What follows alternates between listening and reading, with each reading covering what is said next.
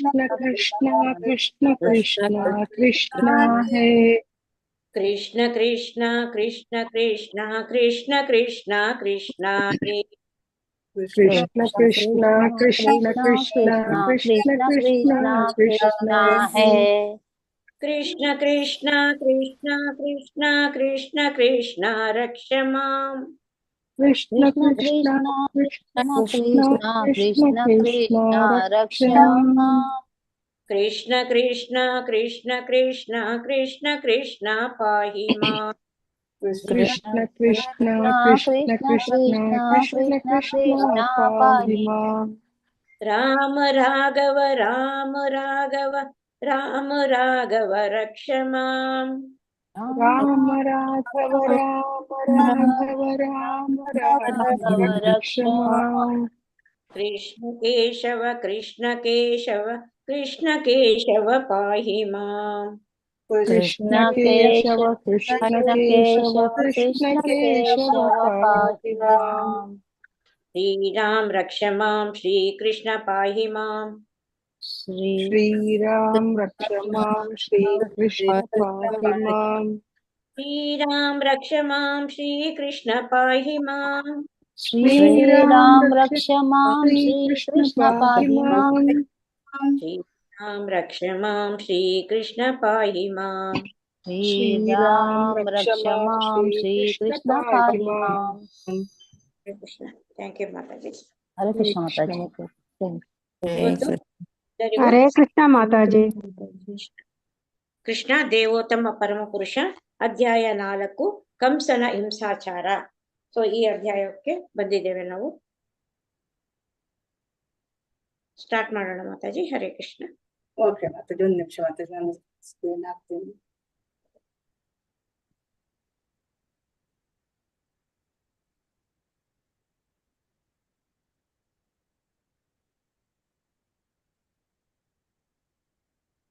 So ಈಗಾಗಲೇ ಕೃಷ್ಣನ ಜನನ ಆಗಿದೆ. ಕೃಷ್ಣ ಗೋಕುಲದಲ್ಲಿದ್ದಾನೆ. ಸೊ ಯೋಗ ಮಾಯೆ ಯಶೋದೆಯ ಮಗಳನ್ನ ಕರ್ಕೊಂಡ್ಬಂದಿದ್ದಾನೆ. ಅದರ ಬಗ್ಗೆನೂ ಈಗ ಈ ಒಂದು ಅಧ್ಯಾಯದಲ್ಲೂ ಸ್ವಲ್ಪ ಪೀಠಿಕೆ ಆಗುತ್ತೆ ಸ್ವಲ್ಪ. ಸೊ ಅವಳು ಏನ್ ಮಾಡ್ತಾಳೆ, ಅವಳು ಆಕಾಶಕ್ಕೆ ಹಾರಿ ಅವಳ 8 ಕೈಗಳಿಂದ 8 ಕೈಗಳನ್ನ ಹೊಂದಿರ್ತಾಳೆ. ಅವಳನ್ನ ದುರ್ಗೆ ಅಂತ ಹೇಳ್ತಾರೆ. ಸೊ ಅವಳು ಹೇಳ್ತಾಳೆ, ನಿನ್ನನ್ನು ಸಾಯಿಸುವಂತ ಶ್ರೀಕೃಷ್ಣ ಹುಟ್ಟಿದ್ದಾನೆ, ಜನನ ಆಗೋಗಿದೆ, ಅವನು ಬೇರೆ ಕಡೆ ಇದ್ದಾನೆ ವಾಸವ ಅಂತ ಹೇಳ್ಬಿಟ್ಟು ಅವಳು ಮಾಯವಾಗ್ಬಿಡ್ತಾಳೆ. ಸೊ ಅಲ್ಲಿಂದ ಇಲ್ಲಿ ಒಂದ್ ಸ್ವಲ್ಪ ಅದನ್ನೇ ಶುರು ಮಾಡಿ ಅವರು ಮುಂದಕ್ಕೆ ಹೇಳ್ತಾ ಇದ್ದಾರೆ.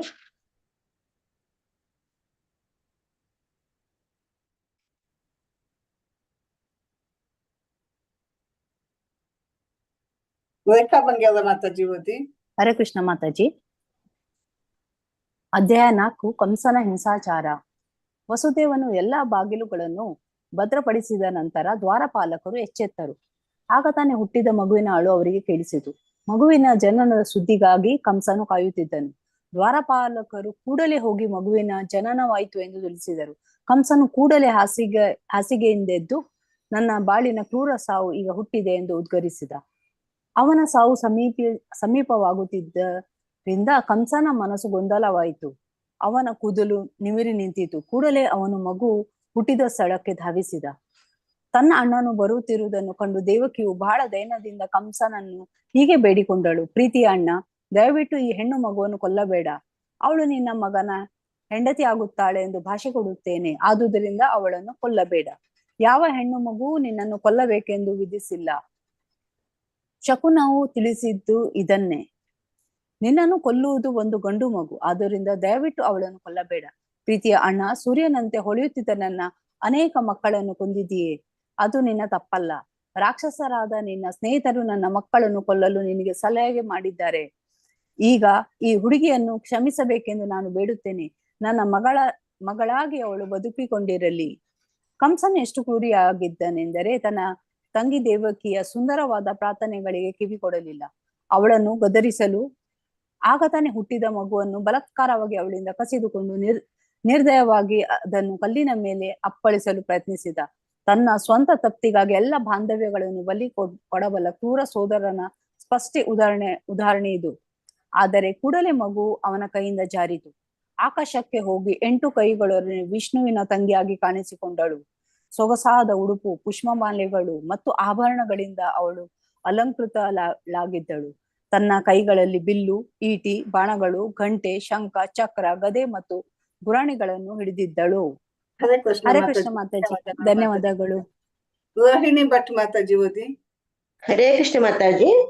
ವಾಸ್ತವವಾಗಿ ದುರ್ಗಾದೇವಿ ಆಗಿದ್ದ ಆ ಮಗುವು ಪ್ರತ್ಯಕ್ಷವಾದನ್ನು ಕಂಡು ಸಿದ್ಧಲೋಕ, ಚಾರಣಲೋಕ, ಗಂಧರ್ವಲೋಕ, ಅಪ್ಸರಲೋಕ, ಕಿನ್ನರ ಲೋಕ ಮತ್ತು ಉರಗಲೋಕಗಳಂತೆ ವಿವಿಧ ಲೋಕಗಳಲ್ಲಿರುವ ದೇವತೆಗಳು ಅವಳಿಗೆ ಕಾಣಿಕೆಗಳನ್ನು ಕೊಟ್ಟು ಪ್ರಾರ್ಥನೆ ಮಾಡಲು ಪ್ರಾರಂಭಿಸಿದರು.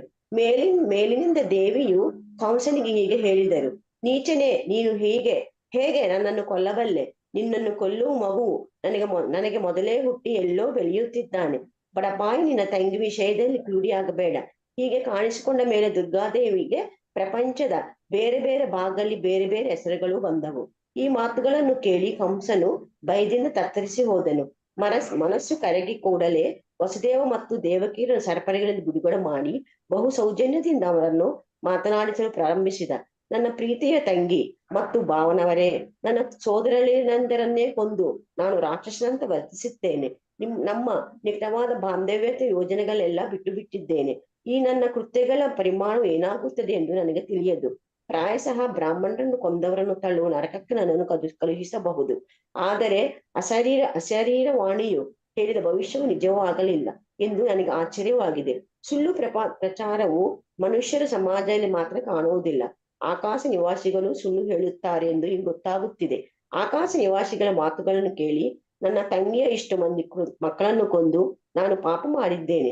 ಪ್ರೀತಿಯ ವಸುದೇವ ಮತ್ತು ದೇವಕಿಯರೇ, ನೀವಿಬ್ಬರು ಮಹಾತ್ಮರು. ನಿಮಗೆ ನಾನು ಉಪದೇಶಬೇಕಾದದ್ದು ಏನೂ ಇಲ್ಲ. ಆದರೂ ನಿಮ್ಮ ಮಕ್ಕಳ ಸಾವಿಗಾಗಿ ದುಃಖ ಪಡಬೇಡಿ ಎಂದು ಬೇಡುತ್ತೇನೆ. ನಾವೆಲ್ಲರೂ ನಮ್ಮನ್ನು ಧನ್ಯವಾದಗಳು ಮಾತಾಜಿ, ಧನ್ಯವಾದಗಳು. ಹರೇ ಕೃಷ್ಣ. ಸಾಯಿ ಲಕ್ಷ್ಮಿ ಮಾತಾಜಿ ಓದಿ. ಹರೇ ಕೃಷ್ಣ ಮಾತಾಜಿ. ಓದಿ ಮಾತಾಜಿ. ಪರಿಣಾಮವು ಏನಾಗುತ್ತದೆ ಎಂದು ನನಗೆ ತಿಳಿಯದು. ನಾವೆಲ್ಲರೂ ನಮ್ಮನ್ನು ಮೀರಿದ ಶಕ್ತಿ ಒಂದರ ಅಧೀನದಲ್ಲಿದ್ದೇವೆ. ಆ ಶಕ್ತಿಯು ನಾವು ಒಟ್ಟಿಗೆ ಇರಲು ಬಿಡುವುದಿಲ್ಲ. ನಿಯಮಿತ ಕಾಲವು ಬಂದಾಗ ನಮ್ಮ ಬಂಧುಗಳಿಂದ ಮತ್ತು ಸ್ನೇಹಿತರಿಂದ ನಾವು ದೂರವಾಗಲೇಬೇಕು. ಆದರೆ ವಿವಿಧ ಭೌತಿಕ ಶರೀರಗಳು ಮಾಯವಾದರೂ ಆತ್ಮವು ಅಮರವಾಗಿ ಉಳಿಯುತ್ತದೆ ಎನ್ನುವುದನ್ನು ನಾವು ಖಂಡಿತವಾಗಿ ತಿಳಿದುಕೊಳ್ಳಬೇಕು. ಉದಾಹರಣೆಗೆ, ಭೂಮಿಯ ಮಣ್ಣಿನಿಂದ ಎಷ್ಟು ಮಡಕೆಗಳನ್ನು ಮಾಡುತ್ತಾರೆ. ಅವು ಒಡೆದು ಹೋಗುತ್ತವೆ, ಆದರೆ ಮಣ್ಣು ತಾನಿರುವಂತೆ ನಿರಂತರವಾಗಿ ಉಳಿಯುತ್ತದೆ. ಹಾಗೆಯೇ ಆತ್ಮದ ದೇಹಗಳು ಬೇರೆ ಬೇರೆ ಸನ್ನಿವೇಶಗಳಲ್ಲಿ ಸೃಷ್ಟಿಯಾಗುತ್ತವೆ ಮತ್ತು ನಾಶವಾಗುತ್ತವೆ, ಆದರೆ ಆತ್ಮವು ಎಂದಿಗೂ ಉಳಿಯುತ್ತದೆ. ಆದ್ದರಿಂದ ಶೋಕಿಸಲು ಕಾರಣವೇ ಇಲ್ಲ. ಈ ಭೌತಿಕ ದೇಹವು ಜೀವಾತ್ಮಕ್ಕಿಂತ ಭಿನ್ನವಾದದ್ದು ಎಂದು ಪ್ರತಿಯೊಬ್ಬರೂ ತಿಳಿದುಕೊಳ್ಳಬೇಕು. ಆ ತಿಳುವಳಿಕೆಯು ಬರುವವರೆಗೆ ದೇಹದಿಂದ ದೇಹಕ್ಕೆ ಸಾಗುವ ಪ್ರಕ್ರಿಯೆಯನ್ನು ಅವನು ಒಪ್ಪಿಕೊಳ್ಳಲೇಬೇಕಾಗುತ್ತದೆ. ನನ್ನ ಪ್ರೀತಿಯ ದೇವಕಿ, ನೀನು ಮೃದು ಸ್ವಭಾವದವಳು ಮತ್ತು ದಯೆಯುಳ್ಳವಳು. ದಯವಿಟ್ಟು ನನ್ನನ್ನು ಕ್ಷಮಿಸು. ನಾನು ನಿನ್ನ ಮಕ್ಕಳನ್ನು ಕೊಂದದಕ್ಕಾಗಿ ದುಃಖ ಪಡಬೇಡ.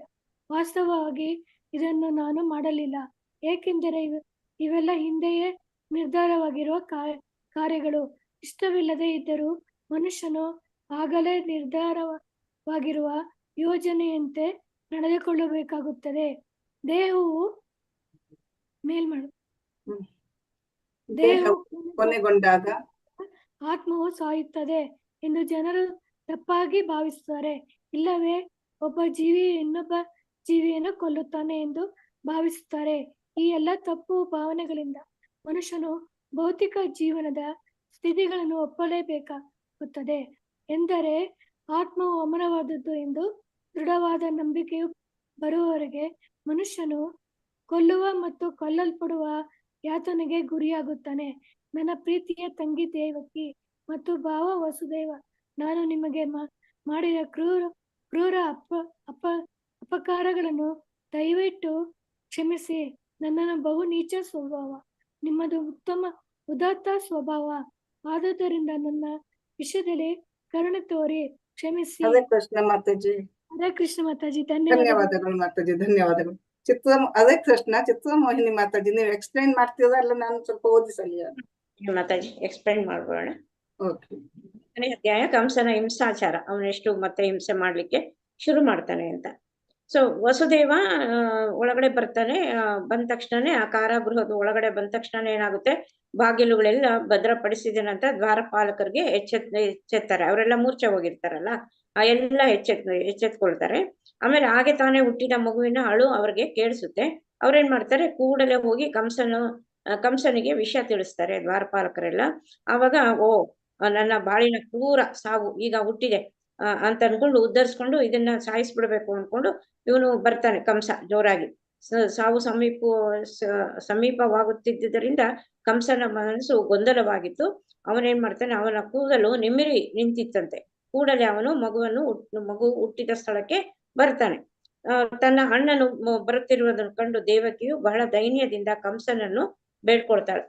ಅವಳು ದೇವಕಿಗೆ ಹೆದರಿಕೆ ಆಗುತ್ತೆ, ಈ ಮಗುನು ಸಾಯಿಸ್ಬಿಡ್ತಾನೆ, ಎಲ್ಲಾ ಮಕ್ಕಳನ್ನು ಸಾಯಿಸ್ತಾ ಇದನ್ನು ಸಾಯಿಸ್ಬಿಡ್ತಾನೆ ಅಂತ ಅವಳು ಬೇಡ್ಕೊತಾಳೆ.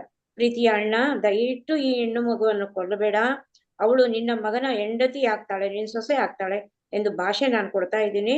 ಆದ್ದರಿಂದ ಅವಳನ್ನು ಕೊಲ್ಲಬೇಡ. ನೀನು ಯಾವ ಹೆಣ್ಣು ಮಗುನು ನೀನು ಸಾಯಿಸುತ್ತೆ ಅಂತ ಹೇಳಲಿಲ್ಲ, ನಿನ್ಗೆ ಆತರ ಬಂದಿಲ್ಲ. ಏನಿದ್ರು ಗಂಡು ಮಗುನೇ ನಿನ್ನನ್ನ ಸಾಯಿಸೋದು ಅಂತ ಆ ಒಂದು ಆಕಾಶವಾಣಿ ನುಡಿದಿದ್ದು, ಈ ಹೆಣ್ಣು ಮಗುವನ್ನ ಕೊಲ್ಲಬೇಡ ನೀನು ಅಂತ ಹೇಳ್ತಾಳೆ. ಪ್ರೀತಿಯ ಅಣ್ಣ, ಸೂರ್ಯನಂತೆ ಹೊಳೆಯುತ್ತಿದ್ದ ನನ್ನ ಅನೇಕ ಮಕ್ಕಳನ್ನು ನೀನು ಈಗಾಗ್ಲೇ ಕೊಂದುಬಿಟ್ಟಿದೀಯಾ. ಅದೇನು ನಿನ್ ತಪ್ಪಲ್ಲ. ರಾಕ್ಷಸರಾದ ನಿನ್ನ ಸ್ನೇಹಿತರಿದಾರಲ್ಲ, ಅವರು ನಿನಗೆ ಹೇಳಿದ್ರಿಂದ ನೀನು ಅವರ ಮಾತನ್ನು ಕೇಳ್ಕೊಂಡು ಮಾಡಿದೀಯಾ. ನನ್ನ ಮಕ್ಕಳನ್ನು ಕೊಲ್ಲಲು ನಿನಗೆ ಆ ರಾಕ್ಷಸರು ನಿನ್ನ ಸ್ನೇಹಿತರೇ ಸಲಹೆ ನೀಡಿದ್ರು. ಈಗ ಈ ಹುಡುಗಿಯನ್ನ ಕ್ಷಮಿಸ್ಬೇಕು ಅಂತ ಈ ಮಗುವನ್ನ ಕ್ಷಮಿಸು, ಹೆಣ್ಣು ಮಗುವನ್ನ ಕ್ಷಮಿಸು. ನನ್ನ ಮಗಳಾಗಿ ಅವಳು ಬದುಕಿಕೊಂಡಿರಲಿ, ಅವಳೊಬ್ಳಾದ್ರು ಅಂತ ತುಂಬಾನೇ ಅವಳು ಕೇಳ್ಕೊತಾಳೆ.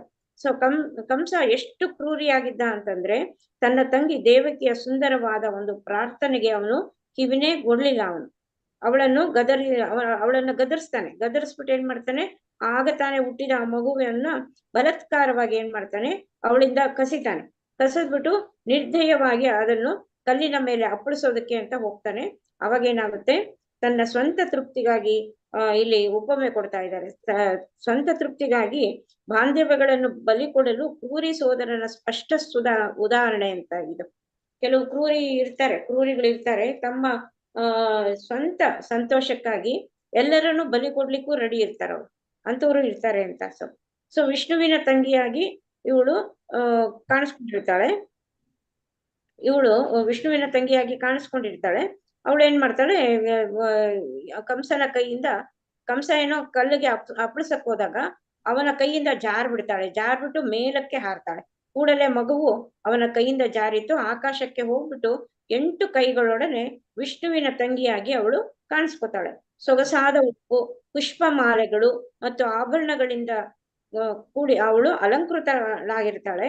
ತನ್ನ ಕೈಗಳಲ್ಲಿ ಬಿಲ್ಲು, ಈಟಿ, ಬಾಣಗಳು, ಗಂಟೆ, ಶಂಖ, ಚಕ್ರ, ಗದೆ ಮತ್ತು ಗುರಾಣಿಗಳನ್ನು ಹಿಡಿದಿದ್ದಳು ಇವಳು ಇವಳು ಯೋಗ ಮಾಯೆ. ಸೊ ವಾಸ್ತವವಾಗಿ ದುರ್ಗಾದೇವಿಯೇ ಆಗಿದ್ದ ಆ ಮಗುವು ಪ್ರತ್ಯಕ್ಷವಾದದ್ದನ್ನು ಕಂಡು ಏನಾಗುತ್ತೆ, ಸಿದ್ಧಲೋಕ, ಚಾರಣಲೋಕ, ಗಂಧರ್ವ ಲೋಕ, ಅಪ್ಸರ ಲೋಕ, ಕಿನ್ನರ ಲೋಕ ಮತ್ತು ಉರಗ ಲೋಕಗಳಂತೆ ವಿವಿಧ ಲೋಕದಲ್ಲಿ ಇರ್ತಾರಲ್ಲ ದೇವತೆಗಳು. ಸೊ ಅವರೆಲ್ಲ ಏನ್ ಮಾಡ್ತಾರೆ, ಅವಳಿಗೆ ಕಾಣಿಕೆಗಳನ್ನ ಕೊಟ್ಟು ಪ್ರಾರ್ಥನೆ ಮಾಡೋದಕ್ಕೆ ಶುರು ಮಾಡ್ತಾರೆ. ಸೊ ಮೇಲಿನಿಂದ ದೇವಿಯು ಕಂಸನಿಗೆ ಹೀಗೆ ಹೇಳ್ತಾಳೆ, ಅಲ್ಲೇ ಮೇಲಿಂದಾನೇ ಹೇಳ್ತಾಳೆ, ನೀಚನೆ, ನೀನು ಹೇಗೆ ನನ್ನನ್ನು ಕೊಲ್ಲಬಲ್ಲೆ? ನಿನ್ನನ್ನು ಕೊಲ್ಲುವ ಮಗುವು ನನಗೆ ಮೊದಲೇ ಹುಟ್ಟಿ ಅದು ಬೆಳೀತಾ ಇದೆ, ಬೇರೆ ಕಡೆ ಬೆಳೀತಾ ಇದೆ. ಬಡಪಾಯಿ, ನಿನ್ನ ತಂಗಿಯ ವಿಷಯದಲ್ಲಿ ಕ್ರೂರಿ ಆಗ್ಬೇಡ ನೀನು. ಹೀಗೆ ಕಾಣಿಸಿಕೊಂಡ ಮೇಲೆ ದುರ್ಗಾದೇವಿಗೆ ಪ್ರಪಂಚದ ಬೇರೆ ಬೇರೆ ಭಾಗಗಳಲ್ಲಿ ಬೇರೆ ಬೇರೆ ಹೆಸರುಗಳು ಬಂತು. ಸೊ ಹೀಗೆ ಕಾಣಿಸ್ಕೊಂಡಂತ ದುರ್ಗಾದೇವಿಗೆ ಪ್ರಪಂಚದ ಎಲ್ಲಾ ಕಡೆ ಬೇರೆ ಬೇರೆ ಹೆಸರುಗಳೇ ಇದೆಯಂತೆ ದುರ್ಗಾದೇವಿಗೆ. ಸೊ ಈ ಮಾತುಗಳನ್ನು ಕೇಳಿ ಕಂಸನು ಭಯದಿಂದ ತತ್ತರಿಸಿ ಹೋದನು. ಆಮೇಲೆ ಅವನಿಗೆ ಮನಸ್ಸು ಕರಗುತ್ತೆ. ಮನಸ್ಸು ಕರಗದ್ಮೇಲೆ ಕೂಡಲೇ ವಸುದೇವ ಮತ್ತು ದೇವಕಿಯರನ್ನು ಸರಪಳಿಗಳಿಂದ ಬಿಡುಗಡೆ ಮಾಡ್ಬಿಡ್ತಾನೆ. ಬಿಡುಗಡೆ ಮಾಡಿ ಬಹು ಸೌಜನ್ಯದಿಂದ ಅವರನ್ನ ಮಾತನಾಡಿಸಲು ಅವನು ಪ್ರಾರಂಭಿಸ್ತಾ ಇದ್ದಾನೆ. ನನ್ನ ಪ್ರೀತಿಯ ತಂಗಿ ಮತ್ತು ಭಾವನವರೇ, ನನ್ನ ಸೋದರಳಿಯನಂದರನ್ನು ಕೊಂದು ನಾನು ರಾಕ್ಷಸನಂತೆ ವರ್ತಿಸಿದ್ದೇನೆ ಮತ್ತು ನಮ್ಮ ನಿಕಟವಾದ ಬಾಂಧವ್ಯದ ಯೋಚನೆಯನ್ನೇ ಬಿಟ್ಬಿಟ್ಟಿದ್ದೆ. ನಾನು ನನ್ನ ಕೃತ್ಯಗಳು ಪರಿಣಾಮ ಏನಾಗುತ್ತೋ ನನಗೆ ಗೊತ್ತಿಲ್ಲ. ಪ್ರಾಯಶಃ ಈ ಬ್ರಾಹ್ಮಣರನ್ನ ಕೊಂದ್ರೆ ನರಕಕ್ಕೆ ತಳ್ತಾರೆ, ಅಂತ ಒಂದು ನರಕಕ್ಕೆ ನನ್ನ ತಳುವುದು ಅಂತ ಅವನು ಹೇಳ್ತಾನೆ. ಆದರೆ ಅಶರೀರ ವಾಣಿಯು ಹೇಳಿದ ಭವಿಷ್ಯವು ನಿಜವಾಗ್ಲಿಲ್ಲ. ಸೊ ಇದು ನನಗೆ ಆಶ್ಚರ್ಯ ಆಗ್ತಾ ಇದೆ. ಸೊ ಸುಳ್ಳು ಪ್ರಚಾರ ಅನ್ನೋದು ಮನುಷ್ಯರಲ್ಲೇ ಅಲ್ಲ, ಆಕಾಶದಲ್ಲಿರುವಂತ ಆ ನಿವಾಸಿಗಳು ಸುಳ್ಳು ಹೇಳ್ತಾರೆ ಅಂತ ಈಗ ನನಗೆ ಗೊತ್ತಾಗ್ತಾ ಇದೆ ಅಂತ ಕಂಸ ಹೇಳ್ತಾ ಇದ್ದಾನೆ. ಆಕಾಶ ನಿವಾಸಿಗಳು ಮಾತುಗಳನ್ನು ಕೇಳಿ ನನ್ನ ತಂಗಿಯ ಮತ್ತು ಅವಳ ಅಷ್ಟು ಮಂದಿ ಮಕ್ಕಳನ್ನು ಕೊಂದು ನಾನು ಪಾಪ ಮಾಡ್ಬಿಟ್ಟಿದ್ದೀನಿ. ಪ್ರೀತಿಯ ವಸುದೇವ ಮತ್ತು ದೇವಕಿಯರೇ, ನೀವಿಬ್ರು ಮಹಾತ್ಮರು. ನಿಮಗೆ ನಾನು ಉಪದೇಶಿಸಬೇಕಾದದ್ದು ಏನೂ ಇಲ್ಲ. ಆದರೂ ನಿಮ್ಮ ಮಕ್ಕಳ ಸಾವಿಗಾಗಿ ದುಃಖ ಪಡಬೇಡಿ ನೀವು ಎಂದು ಬೇಡ್ಕೊತಾನೆ ಕಂಸ. ಅವರಿಬ್ಬರಲ್ಲಿ ಬೇಡ್ಕೊತಾನೆ, ತಂಗಿ ಮತ್ತು ತಂಗಿ ಗಂಡನ ಹತ್ರ. ಎಲ್ಲರೂ ನಮ್ಮನ್ನು ಮೀರಿದ, ಈಗ ಅವನು ಫಿಲಾಸಫಿ ಹೇಳಕ್ ಶುರು ಮಾಡ್ಬಿಡ್ತಾನೆ. ನಾವೆಲ್ಲರೂ ನಮ್ಮನ್ನು ಮೀರಿದ ಶಕ್ತಿಯೊಂದರ ಅಧೀನದಲ್ಲಿದ್ದೇವೆ. ಆ ಶಕ್ತಿಯು ನಾವು ಒಟ್ಟಿಗೆ ಇರಲು ಬಿಡುವುದಿಲ್ಲ. ನಿಯಮಿತ ಕಾಲವು ಬಂದಾಗ ನಮ್ಮ ಬಂಧುಗಳಿಂದ ಮತ್ತು ಸ್ನೇಹಿತರಿಂದ ನಾವು ದೂರವಾಗಲೇಬೇಕು. ಸೊ ಆ ಕಾಲ ಅನ್ನೋದು ಯಾವುದನ್ನು ಬಿಡೋದಿಲ್ಲ. ಸೊ ಆ ನಿಯಮಿತ ಕಾಲ ನಮ್ಮ ಬಂಧುಗಳು ಸ್ನೇಹಿತರು ಎಲ್ಲರನ್ನೂ ಒಮ್ಮೊಮ್ಮೆ ದೂರ ಮಾಡ್ಬಿಡುತ್ತೆ. ಆದರೆ ವಿವಿಧ ಭೌತಿಕ ಶರೀರಗಳು ಮಾಯವಾದರೂ ಆತ್ಮವು ಅಮರವಾಗಿ ಉಳಿಯುತ್ತದೆ ಎನ್ನುವುದನ್ನು ನಾವು ಖಂಡಿತವಾಗಿ ತಿಳಿದುಕೊಳ್ಬೇಕು ಅಂತ ಇಲ್ಲಿ ಆತ್ಮದ ಬಗ್ಗೆನೂ ಅವನು ಹೇಳ್ತಾ ಇದ್ದಾನೆ. ಉದಾಹರಣೆಗೆ ಭೂಮಿಯ ಮಣ್ಣಿನಿಂದ ಎಷ್ಟೋ ಮಡಿಕೆಗಳು ಮಾಡ್ತಾರೆ, ಅವು ಒಡೆದೋದ್ಮೇಲೆ ಆ ಮಣ್ಣು ಏನಾಗುತ್ತೆ, ಮತ್ತೆ ಅದು ಭೂಮಿಗೆ ಸೇರ್ಕೊಳ್ಳುತ್ತೆ. ಹಾಗೆಯೇ ಆತ್ಮದ ದೇಹಗಳು ಬೇರೆ ಬೇರೆ ಸನ್ನಿವೇಶಗಳಲ್ಲಿ ಸೃಷ್ಟಿಯಾಗುತ್ತದೆ ಮತ್ತು ನಾಶವಾಗುತ್ತದೆ. ಆದರೆ ಆತ್ಮವು ಎಂದೆಂದಿಗೂ ಉಳಿಯುತ್ತದೆ ಅಂತ ಅವ್ರಿಗೆ ಅವನು ಹೇಳ್ತಾ ಇದ್ದಾನೆ, ಅವರಿಬ್ಬರಿಗೆ. ಆದ್ದರಿಂದ ಶೋಕಿಸಲು ಕಾರಣವೇ ಇಲ್ಲ. ಈ ಭೌತಿಕ ದೇಹವು ಜೀವಾತ್ಮನಿಗಿಂತ ಭಿನ್ನವಾದದ್ದು ಎಂದು ಪ್ರತಿಯೊಬ್ಬರೂ ತಿಳಿದುಕೊಳ್ಬೇಕು ಅಂತ ಹೇಳ್ತಾ ಇದ್ದಾನೆ. ಈ ತಿಳುವಳಿಕೆಯು ಬರುವವರೆಗೆ ದೇಹದಿಂದ ದೇಹಕ್ಕೆ ಸಾಗುವ ಪ್ರಕ್ರಿಯೆಯನ್ನು ಅವನು ಒಪ್ಪಿಕೊಳ್ಳಬೇಕಾಗುತ್ತದೆ. ಸೊ ಇದೊಂದು ಕ್ರಿಯೆ, ಇದು ದೇಹದಿಂದ ದೇಹಕ್ಕೆ ಆತ್ಮ ಸಾಕ್ತಾನೇ ಇರುತ್ತೆ ಅಂತ ಅದು ಹೇಳ್ತಾ ಇದ್ದಾನೆ. ನನ್ನ ಪ್ರೀತಿಯ ದೇವಕಿ, ನೀನು ಮೃದು ಸ್ವಭಾವದವಳು ಮತ್ತು ದಯೆ ಉಳ್ಳವಳು. ದಯೆ ಇಟ್ಟು ನನ್ನನ್ನು ಕ್ಷಮಿಸು.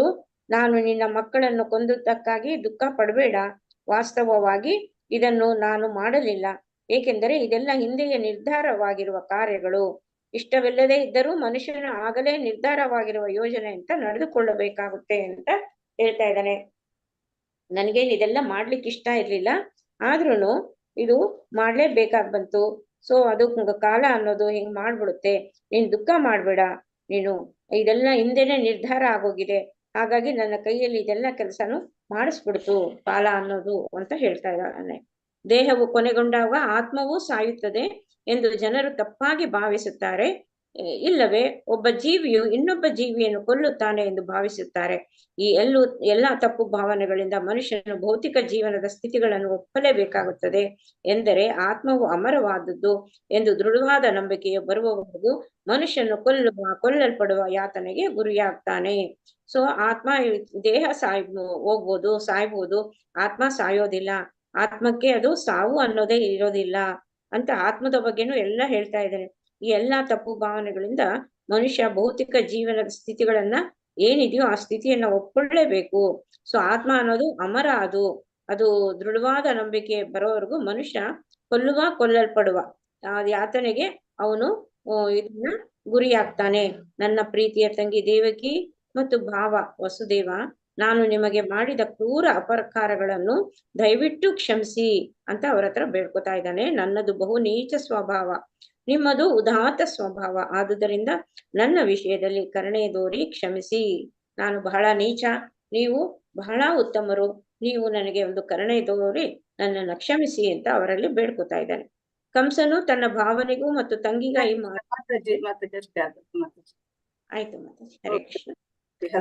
ಮಾತಾಜಿ ಶ್ರುತಿ ಮಾತಾಜಿ ಓದಿ. ಶ್ರುತಿ SJ ಮಾತಾಜಿ ಓದಿ. ಹರೇ ಕೃಷ್ಣ ಮಾತಾಜಿ. ಕಂಸನು ತನ್ನ ಭಾವನೆಗೂ ಮತ್ತು ತಂಗಿಗೂ ಈ ಮಾತುಗಳನ್ನು ಹೇಳುವಾಗ ಅವನ ಕಣ್ಣುಗಳಿಂದ ನೀರು ಸುರಿಯುತ್ತಿತ್ತು. ಅವನು ಅವರ ಕಾಲಿಗೆ ಬಿದ್ದನು. ತಾನು ಕೊಲ್ಲಲು ಪ್ರಯತ್ನಿಸಿದ್ದ ದುರ್ಗಾದೇವಿಯ ಮಾತುಗಳನ್ನು ನಂಬಿ ಕಂಸನು ಕೂಡಲೇ ತನ್ನ ಭಾವನನ್ನು ತಂಗಿಯನ್ನು ಬಿಡುಗಡೆ ಮಾಡಿದ. ಸ್ವತಃ ತಾನೇ ಕಬ್ಬಿಣದ ಸರಪಳಿಗಳನ್ನು ತೆಗೆದುಹಾಕಿ ಆ ಸಂಸಾರದಲ್ಲಿ ಒಬ್ಬನಂತೆ ಸಹಾನುಭೂತಿಯಿಂದ ತನ್ನ ಸ್ನೇಹವನ್ನು ತೋರಿಸಿದ. ಇಷ್ಟೊಂದು ಪಶ್ಚಾತ್ತಾಪ ಪಡುತ್ತಿರುವ ಅಣ್ಣನನ್ನು ನೋಡಿ ದೇವಕಿಗೂ ಸಮಾಧಾನವಾಯಿತು. ಅವನು ತನ್ನ ಮಕ್ಕಳ ವಿಷಯದಲ್ಲಿ ಎಸಗಿದ್ದ ಕ್ರೂರ ಕೃತ್ಯಗಳನ್ನು ಮರೆತು ಬಿಟ್ಟಳು. ವಸುದೇವನು ಹಿಂದೆ ಆದದ್ದನ್ನೆಲ್ಲ ಮರೆತು ತನ್ನ ಭಾವಮೈಥುನನೊಂದಿಗೆ ಮಂದಹಾಸದಿಂದ ಮಾತನಾಡಿದನು. ವಸುದೇವನು ಕಂಸನಿಗೆ, ನನ್ನ ಅದೃಷ್ಟಶಾಲಿಯಾದ ಭಾವ, ಜಡದೇಹ ಮತ್ತು ಆತ್ಮಗಳ ವಿಷಯ ನೀನು ಹೇಳುವುದು ನಿಜ. ಪ್ರತಿಯೊಬ್ಬ ಜೀವಿಯು ತನ್ನ ಜಡದೇಹವೇ ಜೀವಾತ್ಮನೆಂದು ಭಾವಿಸಿ ಅಜ್ಞಾನದಲ್ಲಿ ಹುಟ್ಟುತ್ತಾನೆ. ಬದುಕನ್ನು ಕುರಿತ ಈ ಭಾವನೆಯು ಅಜ್ಞಾನದಿಂದ ಆದದ್ದು. ಈ ಅಜ್ಞಾನದ ಆಧಾರದ ಮೇಲೆ ನಾವು ಹಗೆತನ ಅಥವಾ ಸ್ನೇಹವನ್ನು ಕಟ್ಟುತ್ತೇವೆ. ಅಳುವುದು, ಹರ್ಷ, ಭಯ, ಅಸೂಯೆ, ಅತ್ಯಾಸೆ, ಮಾಯೆ ಮತ್ತು ಹುಚ್ಚು ಜಡದೇಹವೇ ಆತ್ಮವೆಂಬ ನಮ್ಮ ಭಾವನೆಯ ವಿವಿಧ ಮುಖಗಳು. ಇಂತಹ ಪ್ರಭಾವಕ್ಕೆ ವಶನಾದವನು ಭೌತಿಕ ದೇಹದ ಕಾರಣದಿಂದಲೇ ಹಗೆತನದಲ್ಲಿ ತೊಡಗುತ್ತಾನೆ. ಇಂತಹ ಕೆಲಸ ಕಾರ್ಯಗಳಲ್ಲಿ ನಿರತರಾಗಿ ನಾವು ದೇವೋತ್ತಮ ಪರಮ ಪುರುಷನೊಡನೆ ನಮ್ಮ ಶಾಶ್ವತ ಬಾಂಧವ್ಯವನ್ನು ಮರೆಯುತ್ತೇವೆ. ಕಂಸನ ದಯೆಯ ಈ ಅವಕಾಶವನ್ನು ಉಪಯೋಗಿಸಿಕೊಂಡು ವಸುದೇವನು ಅವನ ನಾಸ್ತಿಕ ಕೃತ್ಯಗಳಿಗೆಲ್ಲ ಭೌತಿಕ ದೇಹವೇ ಜೀವಾತ್ಮ ಎಂದು ತಪ್ಪಾಗಿ ತಿಳಿದುಕೊಂಡದ್ದೇ ಕಾರಣ ಎಂದು ತಿಳಿಸಿದನು. ವಸುದೇವನು ಕಂಸನೊಂದಿಗೆ ಇಷ್ಟು ಜ್ಞಾನೋದಯವಾಗುವಂತೆ ಮಾತನಾಡಿದಾಗ ಕಂಸನಿಗೆ ಸಂತೋಷವಾಯಿತು. ತನ್ನ ಸೋದರಳಿಯಂದಿರನ್ನು ತಾನು ಕೊಂದೆನೆಂಬ ತಳಮಳ ಸ್ವಲ್ಪ ಕಡಿಮೆಯಾಯಿತು. ತನ್ನ ತಂಗಿ ದೇವಕಿ ಮತ್ತು ಭಾವ ವಸುದೇವರ ಅಪ್ಪಣೆಯನ್ನು ಪಡೆದು ಭಾರವಿಳಿದ ಮನಸ್ಸಿನಿಂದ ಮನೆಗೆ ಹಿಂದಿರುಗಿದನು. ಆದರೆ ಮರುದಿನ ಕಂಸನು ತನ್ನ ಸಲಹೆಗಾರರನ್ನೆಲ್ಲ ಸಭೆ ಸೇರಿಸಿ ಹಿಂದಿನ ರಾತ್ರಿ ನಡೆದ ಎಲ್ಲ ಘಟನೆಗಳನ್ನು ವಿವರಿಸಿದ. ಕಂಸ ಧನ್ಯವಾದಗಳು ಮಾತಾಜಿ. ಹರೇ ಕೃಷ್ಣ ಮಾತಾಜಿ. ಹರೇ ಕೃಷ್ಣ ಮಾತಾಜಿ. ಸ್ವಯಂ ರಾಘವ ಮಾತಾಜಿ ಓದಿ. ಓದ್ತೇನೆ. ಸಭೆ ಸೇರಿಸಿ ಹಿಂದಿನ ರಾತ್ರಿ ನಡೆದ ಎಲ್ಲ ಘಟನೆಗಳನ್ನು ವಿವರಿಸಿದ. ಕಂಸನ ಸಲಹೆಗಾರರೆಲ್ಲ ರಾಕ್ಷಸರು, ಎಂದೆಂದೂ ದೇವತೆಗಳ ಶತ್ರುಗಳು. ತಮ್ಮ ಪ್ರಭುವು ಹಿಂದಿನ ರಾತ್ರಿ ನಡೆದ ಘಟನೆಯನ್ನು ಕುರಿತು ಆಡಿದ ಮಾತುಗಳನ್ನು ಕೇಳಿ ವಿಷಣ್ಣರಾದರು. ಅವರಿಗೆ ಅನುಭವವಾಗಲಿ ತಿಳುವಳಿಕೆಯಾಗಲಿ ಇಲ್ಲದಿದ್ದರೂ ಕಂಸನಿಗೆ ಈ ರೀತಿ ಬೋಧನೆ ಮಾಡಲು ಪ್ರಾರಂಭಿಸಿದರು. ಪ್ರಭುವೇ, ಎಲ್ಲಾ ಊರುಗಳು, ದೇಶಗಳು, ಹಳ್ಳಿಗಳು ಮತ್ತು ಹುಲ್ಲುಗಾವಲುಗಳಲ್ಲಿ ಈ 10 ದಿನಗಳಲ್ಲಿ ಹುಟ್ಟಿದ ಎಲ್ಲ ಮಕ್ಕಳನ್ನು ಕೊಲ್ಲಲು ವ್ಯವಸ್ಥೆ ಮಾಡೋಣ. ಅವರಿವರೆಂದು ನೋಡದೆ ಈ ಯೋಜನೆಯನ್ನು ಕಾರ್ಯಗತ ಮಾಡೋಣ. ಇಂತಹ ಕ್ರೂರ ಕಾರ್ಯಗಳನ್ನು ಮಾಡಿದರೆ ದೇವತೆಗಳು ನಮಗೆ ಏನನ್ನು ಮಾಡಲಾರರು ಎಂದು ನಮಗನ್ನಿಸುತ್ತದೆ. ನಮ್ಮೊಡನೆ ಹೋರಾಟವೆಂದರೆ ಅವರಿಗೆ ಸದಾ ಭಯ. ನಮ್ಮ ಕ್ರೂರ ಕಾರ್ಯಗಳನ್ನು ತಡೆಯಬೇಕೆಂದು ಅವರು ಬಯಸಿದರು. ಹಾಗೆ ಮಾಡಲು ಅವರಿಗೆ ಧೈರ್ಯ ಸಾಲದು. ನಿನ್ನ ಧನುಸ್ಸಿನ ಅಳತೆಗೆ ಸಿಕ್ಕಿದ ಬಲದಿಂದ ಅವರಿಗೆ ನಿನ್ನನ್ನು ಕಂಡರೆ ಭಯ. ಅವರೊಡನೆ ಯುದ್ಧಕ್ಕೆ ನಿಂತು ಅವರ ಮೇಲೆ ನಿನ್ನ ಬಾಣಗಳ ಮಲೆಯನ್ನು ಕರೆದರೆ ಅವರು ತಮ್ಮ ಜೀವವನ್ನು ಉಳಿಸಿಕೊಳ್ಳಲು ಚೆಲ್ಲಾಪಿಲ್ಲಿಯಾಗಿ ಓಡಿ ಹೋಗುತ್ತಾರೆ ಎನ್ನುವುದು ನಮ್ಮ ಅನುಭವ. ಬಹು ಮಂದಿ ದೇವತೆಗಳಿಗೆ ನಿನ್ನೊಡನೆ ಹೋರಾಟ ಮಾಡಲು ಸಾಧ್ಯವಾಗಲಿಲ್ಲ. ತಮ್ಮ ತಲೆಯ ಮೇಲಿನ ಪೀಠೆಗಳನ್ನು, ಧ್ವಜಗಳನ್ನು ತೆಗೆದಿಟ್ಟು ಅವರು ನಿನಗೆ ಶರಣಾಗತರಾದರು. ತಮಗೆ ಅಪಾಯ ಮಾಡದೆ ಬಿಟ್ಟು ಬಿಡುವಂತೆ ಕೈ ಮುಗಿದು ಕೇಳಿಕೊಂಡು, ಪ್ರಭುವೇ, ನಮ್ಮೆಲ್ಲರಿಗೂ ನಿನ್ನ ಶಕ್ತಿಯನ್ನು ಕಂಡು ಹೆದರಿಕೆ. ಈ ವಿಪತ್ಕಾರಕ ಹೋರಾಟದಿಂದ ನಮ್ಮನ್ನು ರಕ್ಷಿಸು ಎಂದು ಹೇಳಿದರು. ಹಲವೊಮ್ಮೆ ಹೀಗೆ ಭಯಭೀತರಾಗಿ ಕೈಯಲ್ಲಿ ಬಿಲ್ಲು ಬಾಣಗಳನ್ನು ಹಿಡಿದು ರಥಗಳು ಮುರಿದು ತಮ್ಮ ಯುದ್ಧ ಸಾಮರ್ಥ್ಯವನ್ನೆಲ್ಲ ಮರೆತು ನಿನ್ನೊಡನೆ ಹೋರಾಡಲು ಸಾಧ್ಯವಾಗದ ಶರಣಾಗತರನ್ನು ನೀನು ಕೊಲ್ಲುತ್ತಿರಲಿಲ್ಲ ಎನ್ನುವುದನ್ನು ನಾವು ಕಂಡಿದ್ದೇವೆ. ಆದುದರಿಂದ ಅವರ ವಿಷಯದಲ್ಲಿ ನಮಗೆ ಯಾವ ಭಯವೂ ಇರಬೇಕಾಗಿಲ್ಲ. ರಣಭೂಮಿಯ ಹೊರಗಡೆ ಶಾಂತಿಯ ಸಮಯದಲ್ಲಿ ಅವರು ತಾವು ಮಹಾಯೋಧರೆಂದು ಹೆಮ್ಮೆ ಪಡುತ್ತಾರೆ. ಆದರೆ ರಣಭೂಮಿಯಲ್ಲಿ ಯುದ್ಧ ಕೌಶಲ್ಯವನ್ನು ತೋರಲಾರರು. ಇಂದ್ರನೇ ನಾಯಕನಾದ ಈ ದೇವತೆಗಳಿಗೆ ಸಹಾಯ ಮಾಡಲು ವಿಷ್ಣು, ಶಿವ ಮತ್ತು ಬ್ರಹ್ಮರು ಸಿದ್ಧರಾಗಿದ್ದರು. ನಾವು ಅವರ ವಿಷಯದಲ್ಲಿ ಭಯಪಡುವ ಕಾರಣವಿಲ್ಲ. ವಿಷ್ಣುವು ಆಗಲೇ ಎಲ್ಲಾ ಜೀವಿಗಳ ಹೃದಯಗಳಲ್ಲಿ ಅಡಗಿಕೊಂಡಿದ್ದಾನೆ. ಅವನು ಹೊರಗೆ ಬರಲಾರ. ಶಿವನು ಎಲ್ಲ ಚಟುವಟಿಕೆಗಳನ್ನು ಬಿಟ್ಟು ಬಿಟ್ಟಿದ್ದಾನೆ, ಆಗಲೇ ಕಾಡಿಗೆ ಹೋಗಿದ್ದಾನೆ. ಬ್ರಹ್ಮನು ಸದಾ ವಿವಿಧ ರೀತಿಗಳ ತಪಸ್ಸಿನಲ್ಲಿ ಮತ್ತು ಧ್ಯಾನದಲ್ಲಿ ನಿರತನಾಗಿರುತ್ತಾನೆ. ಇಂದ್ರನ ವಿಷಯ ಹೇಳುವುದೇನು? ನಿನ್ನ ಬಲದೊಡನೆ ಹೋಲಿಸಿದರೆ ಅವನೊಂದು ಹುಲ್ಲು ಕಡ್ಡಿ ಮಾತ್ರ. ಆದುದರಿಂದ ಈ ದೇವತೆಗಳಿಂದ ನಮಗೆ ಯಾವ ಭಯವೂ ಇಲ್ಲ. ಆದರೆ ದೇವತೆಗಳು ನಮ್ಮ ಬದ್ಧ ವೈರಿಗಳು, ಆದುದರಿಂದ ಅವರನ್ನು ಅಲಕ್ಷಿಸಲಾಗದು. ನಮ್ಮನ್ನು ರಕ್ಷಿಸಿಕೊಳ್ಳಲು ನಾವು ಎಚ್ಚರದಿಂದಿರಬೇಕು. ಅವರನ್ನು ಬುಡ ಸಮೇತ ಕಿತ್ತು ಹಾಕಲು ನಾವು ನಿನ್ನ ಸೇವೆಯಲ್ಲಿ ತೊಡಗಿ ನಿನ್ನ ಅಪ್ಪನೆಯನ್ನು ಪಾಲಿಸಲು ಸದಾ ಸಿದ್ಧರಾಗಿರಬೇಕು. ಹರೇ ಕೃಷ್ಣ ಮಾತಾಜಿ. ಧನ್ಯವಾದಗಳು ಮಾತಾಜಿ, ಧನ್ಯವಾದ. ಧನ್ಯವಾದಗಳು ಮಾತಾಜಿ. ಶಾಂತಿ ರೂಪಿಣಿ ಮಾತಾಜಿ ಓದ್ತಿಲ್ಲ ಮಾತಾಜಿ? ಶಾಂತಿ ರೂಪಿಣಿ ಮಾತಾಜಿ ಓದ್ತಿಲ್ಲ? ಹರೇ ಕೃಷ್ಣ. ಶಾರದಾ ಹೆಮ್ಮಾಡಿ ಮಾತಾಜಿ ಓದಿ.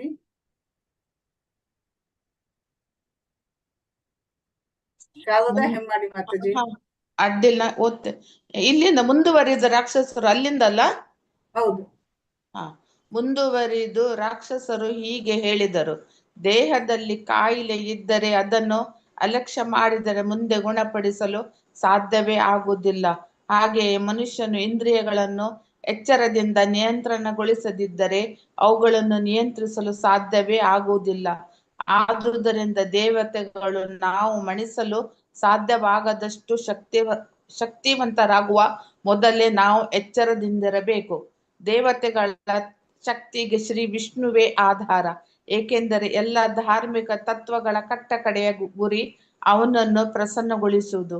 ವೇದಗಳ ಆದೇಶಗಳು, ಬ್ರಾಹ್ಮಣರು, ಗೋವುಗಳು, ತಪಸ್ಸು, ಯಜ್ಞ, ಯಾಗಾದಿಗಳು, ದಾನ ಮಾಡುವುದು ಮತ್ತು ಆಸ್ತಿಯನ್ನು ಹಂಚಿಕೊಡುವುದು ಎಲ್ಲವೂ ಶ್ರೀ ವಿಷ್ಣುವನ್ನು ಪ್ರಸನ್ನಗೊಳಿಸುವುದಕ್ಕಾಗಿಯೇ. ಆದುದರಿಂದ ವೇದಗಳ ಜ್ಞಾನವಿರುವ ಎಲ್ಲ ಬ್ರಾಹ್ಮಣರನ್ನು, ಯಜ್ಞ ವಿಧಿಗಳನ್ನು ನಿರ್ವಹಿಸುವ ಎಲ್ಲ ಋಷಿಗಳನ್ನು ಕೊಂದು ಹಾಕಿ ನಮ್ಮ ಕೆಲಸವನ್ನು ಪ್ರಾರಂಭಿಸೋಣ.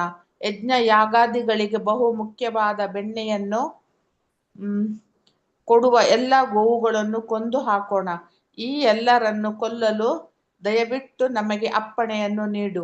ವಾಸ್ತವವಾಗಿ ಬ್ರಾಹ್ಮಣರು, ಗೋವುಗಳು ವೇದಗಳ ಜ್ಞಾನ, ತಪಸ್ಸು, ಸತ್ಯನಿಷ್ಠೆ, ಇಂದ್ರಿಯ ಮತ್ತು ಮನಸ್ಸುಗಳ ನಿಯಂತ್ರಣ, ನಿಷ್ಠೆ, ದಾನ, ಸಹನೆ ಮತ್ತು ಯಜ್ಞಗಳ ಆಚರಣೆ ಇವು ಶ್ರೀ ವಿಷ್ಣುವಿನ ದಿವ್ಯ ಶರೀರದ ಅಂಗಾಂಗಗಳು. ವಿಷ್ಣುವು ಪ್ರತಿಯೊಬ್ಬರ ಹೃದಯದಲ್ಲಿ ನೆಲೆಸಿದ್ದಾನೆ ಮತ್ತು ಶಿವ ಮತ್ತು ಬ್ರಹ್ಮರು ಸೇರಿದಂತೆ ಎಲ್ಲ ದೇವತೆಗಳ ನಾಯಕ. ವಿಷ್ಣುವನ್ನು ಕೊಲ್ಲುವುದೆಂದರೆ ಮಹರ್ಷಿಗಳಿಗೂ ಬ್ರಾಹ್ಮಣರಿಗೂ ಹಿಂಸೆ ಕೊಡುವುದೇ ಎಂದು ಮಂತ್ರಿಗಳು ಹೇಳಿದರು.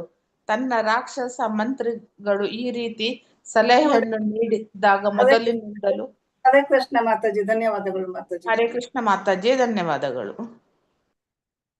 ಸೌಮೇಶ್ವರಿ ಮಾತಾಜಿ ಓದಿ.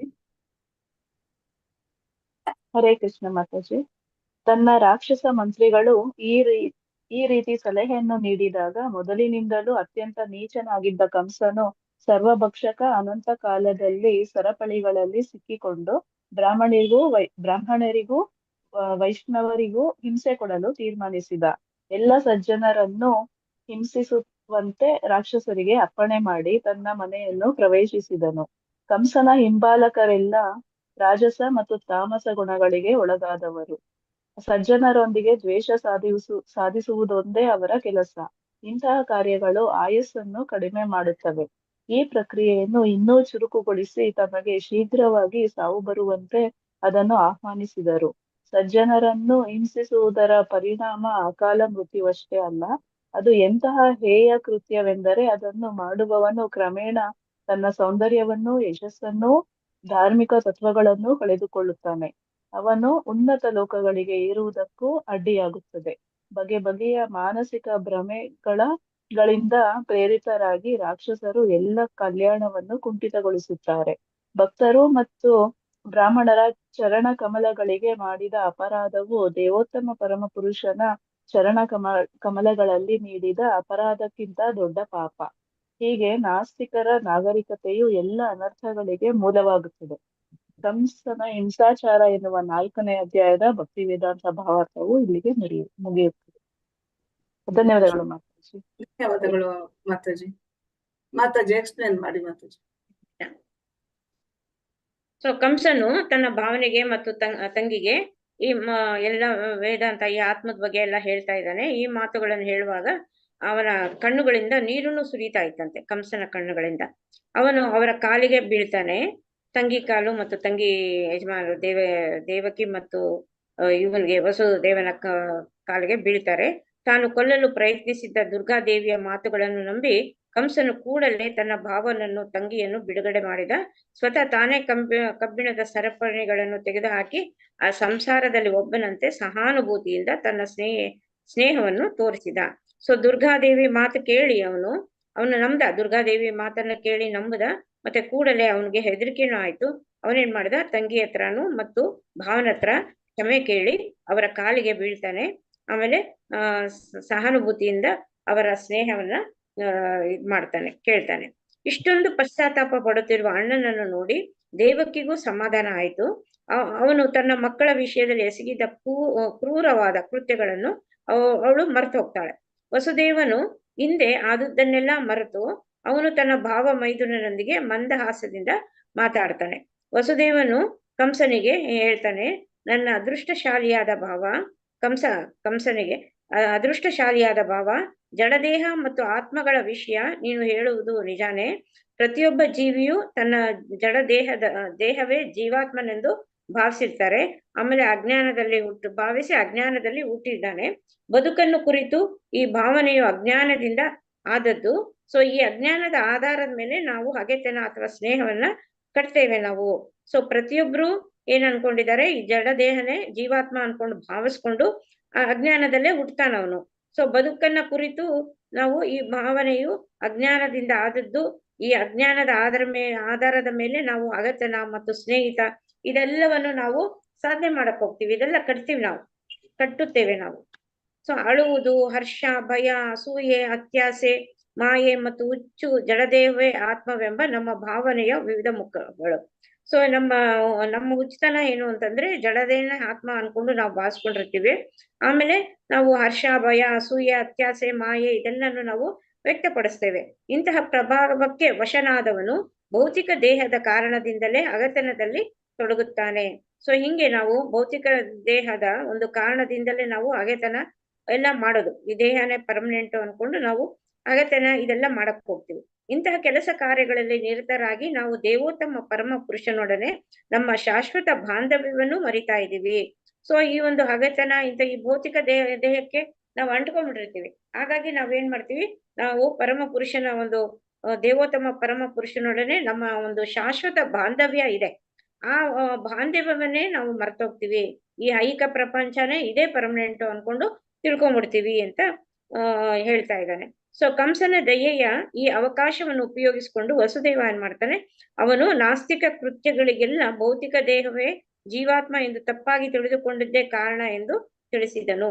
ಸೊ ಇದನ್ನ ಉಪಯೋಗಿಸ್ಕೊಂಡು ವಸುದೇವ ಇದೇ ಒಂದು ಕಂಸನ ಒಂದು ದಯೆಯನ್ನು ಉಪಯೋಗಿಸ್ಕೊಂಡು ಅವನು ಕಂಸನಿಗೆ ಹೇಳ್ತಾ ಇದ್ದಾನೆ, ಈ ಭೌತಿಕ ದೇಹವೇ ಆ ಜೀವಾತ್ಮ ಅಂತ ತಿಳಿದುಕೊಂಡಿದ್ದ ಕಾರಣನೇ ಇದೆಲ್ಲನೂ ಆಯ್ತು ಅಂತ ಹೇಳ್ತಾ ಇದ್ದಾನೆ. ವಸುದೇವನು ಕಂಸನೊಂದಿಗೆ ಇಷ್ಟು ಜ್ಞಾನೋದಯವಾಗುವಂತೆ ಮಾತನಾಡಿದಾಗ ಕಂಸನಿಗೂ ಸಂತೋಷ ಆಗುತ್ತೆ. ತನ್ನ ಸೋದರಳಿಯಂದಿರನ್ನು ತಾನು ಕೊಂದನೆಂಬ ತಳಮಳ ಸ್ವಲ್ಪ ಕಡಿಮೆ ಆಗುತ್ತೆ ಅವನಿಗೆ. ಯಾಕೆಂದ್ರೆ ಅವನಿಗೆ ತಂಗಿ ಗಂಡ ಅಷ್ಟು ಸಹಕಾರದಿಂದ ಮಾತಾಡದ್ನಲ್ಲ. ಹಾಗಾಗಿ ತನ್ನ ತಂಗಿ ದೇವಕಿ ಮತ್ತು ಭಾವ ವಸುದೇವರ ಅಪ್ಪಣೆಯನ್ನು ಪಡೆದು ಭಾರವಿಳಿದ ಮನಸ್ಸಿನಿಂದ ಅವನು ಮನೆಗೆ ಹೋಗ್ತಾನೆ, ಅವನ ಒಂದು ಅರಮನೆಗೆ. ಆದ್ರೆ ಮರುದಿನ ಕಂಸನು ತನ್ನ ಸಲಹೆಗಾರನೆಲ್ಲ ಕರೀತಾನೆ, ಸೇರಿಸ್ತಾನೆ. ಇಂದಿನ ರಾತ್ರಿ ನಡೆದ ಎಲ್ಲಾ ಘಟನೆಗಳನ್ನು ಅವ್ರಿಗೆಲ್ಲ ವಿವರಿಸ್ತಾನೆ. ಸೊ ಕಂಸನ ಸಲಹೆಗಾರರು ಅವರೆಲ್ಲ ರಾಕ್ಷಸರು, ಎಂದೆಂದೂ ದೇವತೆಗಳ ಶತ್ರುಗಳೇ ಅವರೆಲ್ಲಾನು. ತಮ್ಮ ಪ್ರಭುವು ಇಂದಿನ ರಾತ್ರಿ ನಡೆದ ಘಟನೆಗಳ ಕುರಿತು ಆಡಿದ ಮಾತುಗಳನ್ನು ಕೇಳಿ ಅವರು ವಿಷಣ್ಣರಾದರು. ಅವ್ರಿಗೆಲ್ಲ ವಿಷ ನುಂಗಿದಂಗೆ ಆಯ್ತು.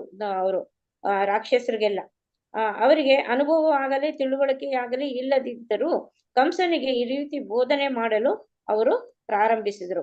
ಆ ರಾಕ್ಷಸರಿಗೆ ಯಾವುದೇ ಒಂದು ತಿಳುವಳಿಕೆ ಅನುಭವ ಏನು ಇಲ್ಲ.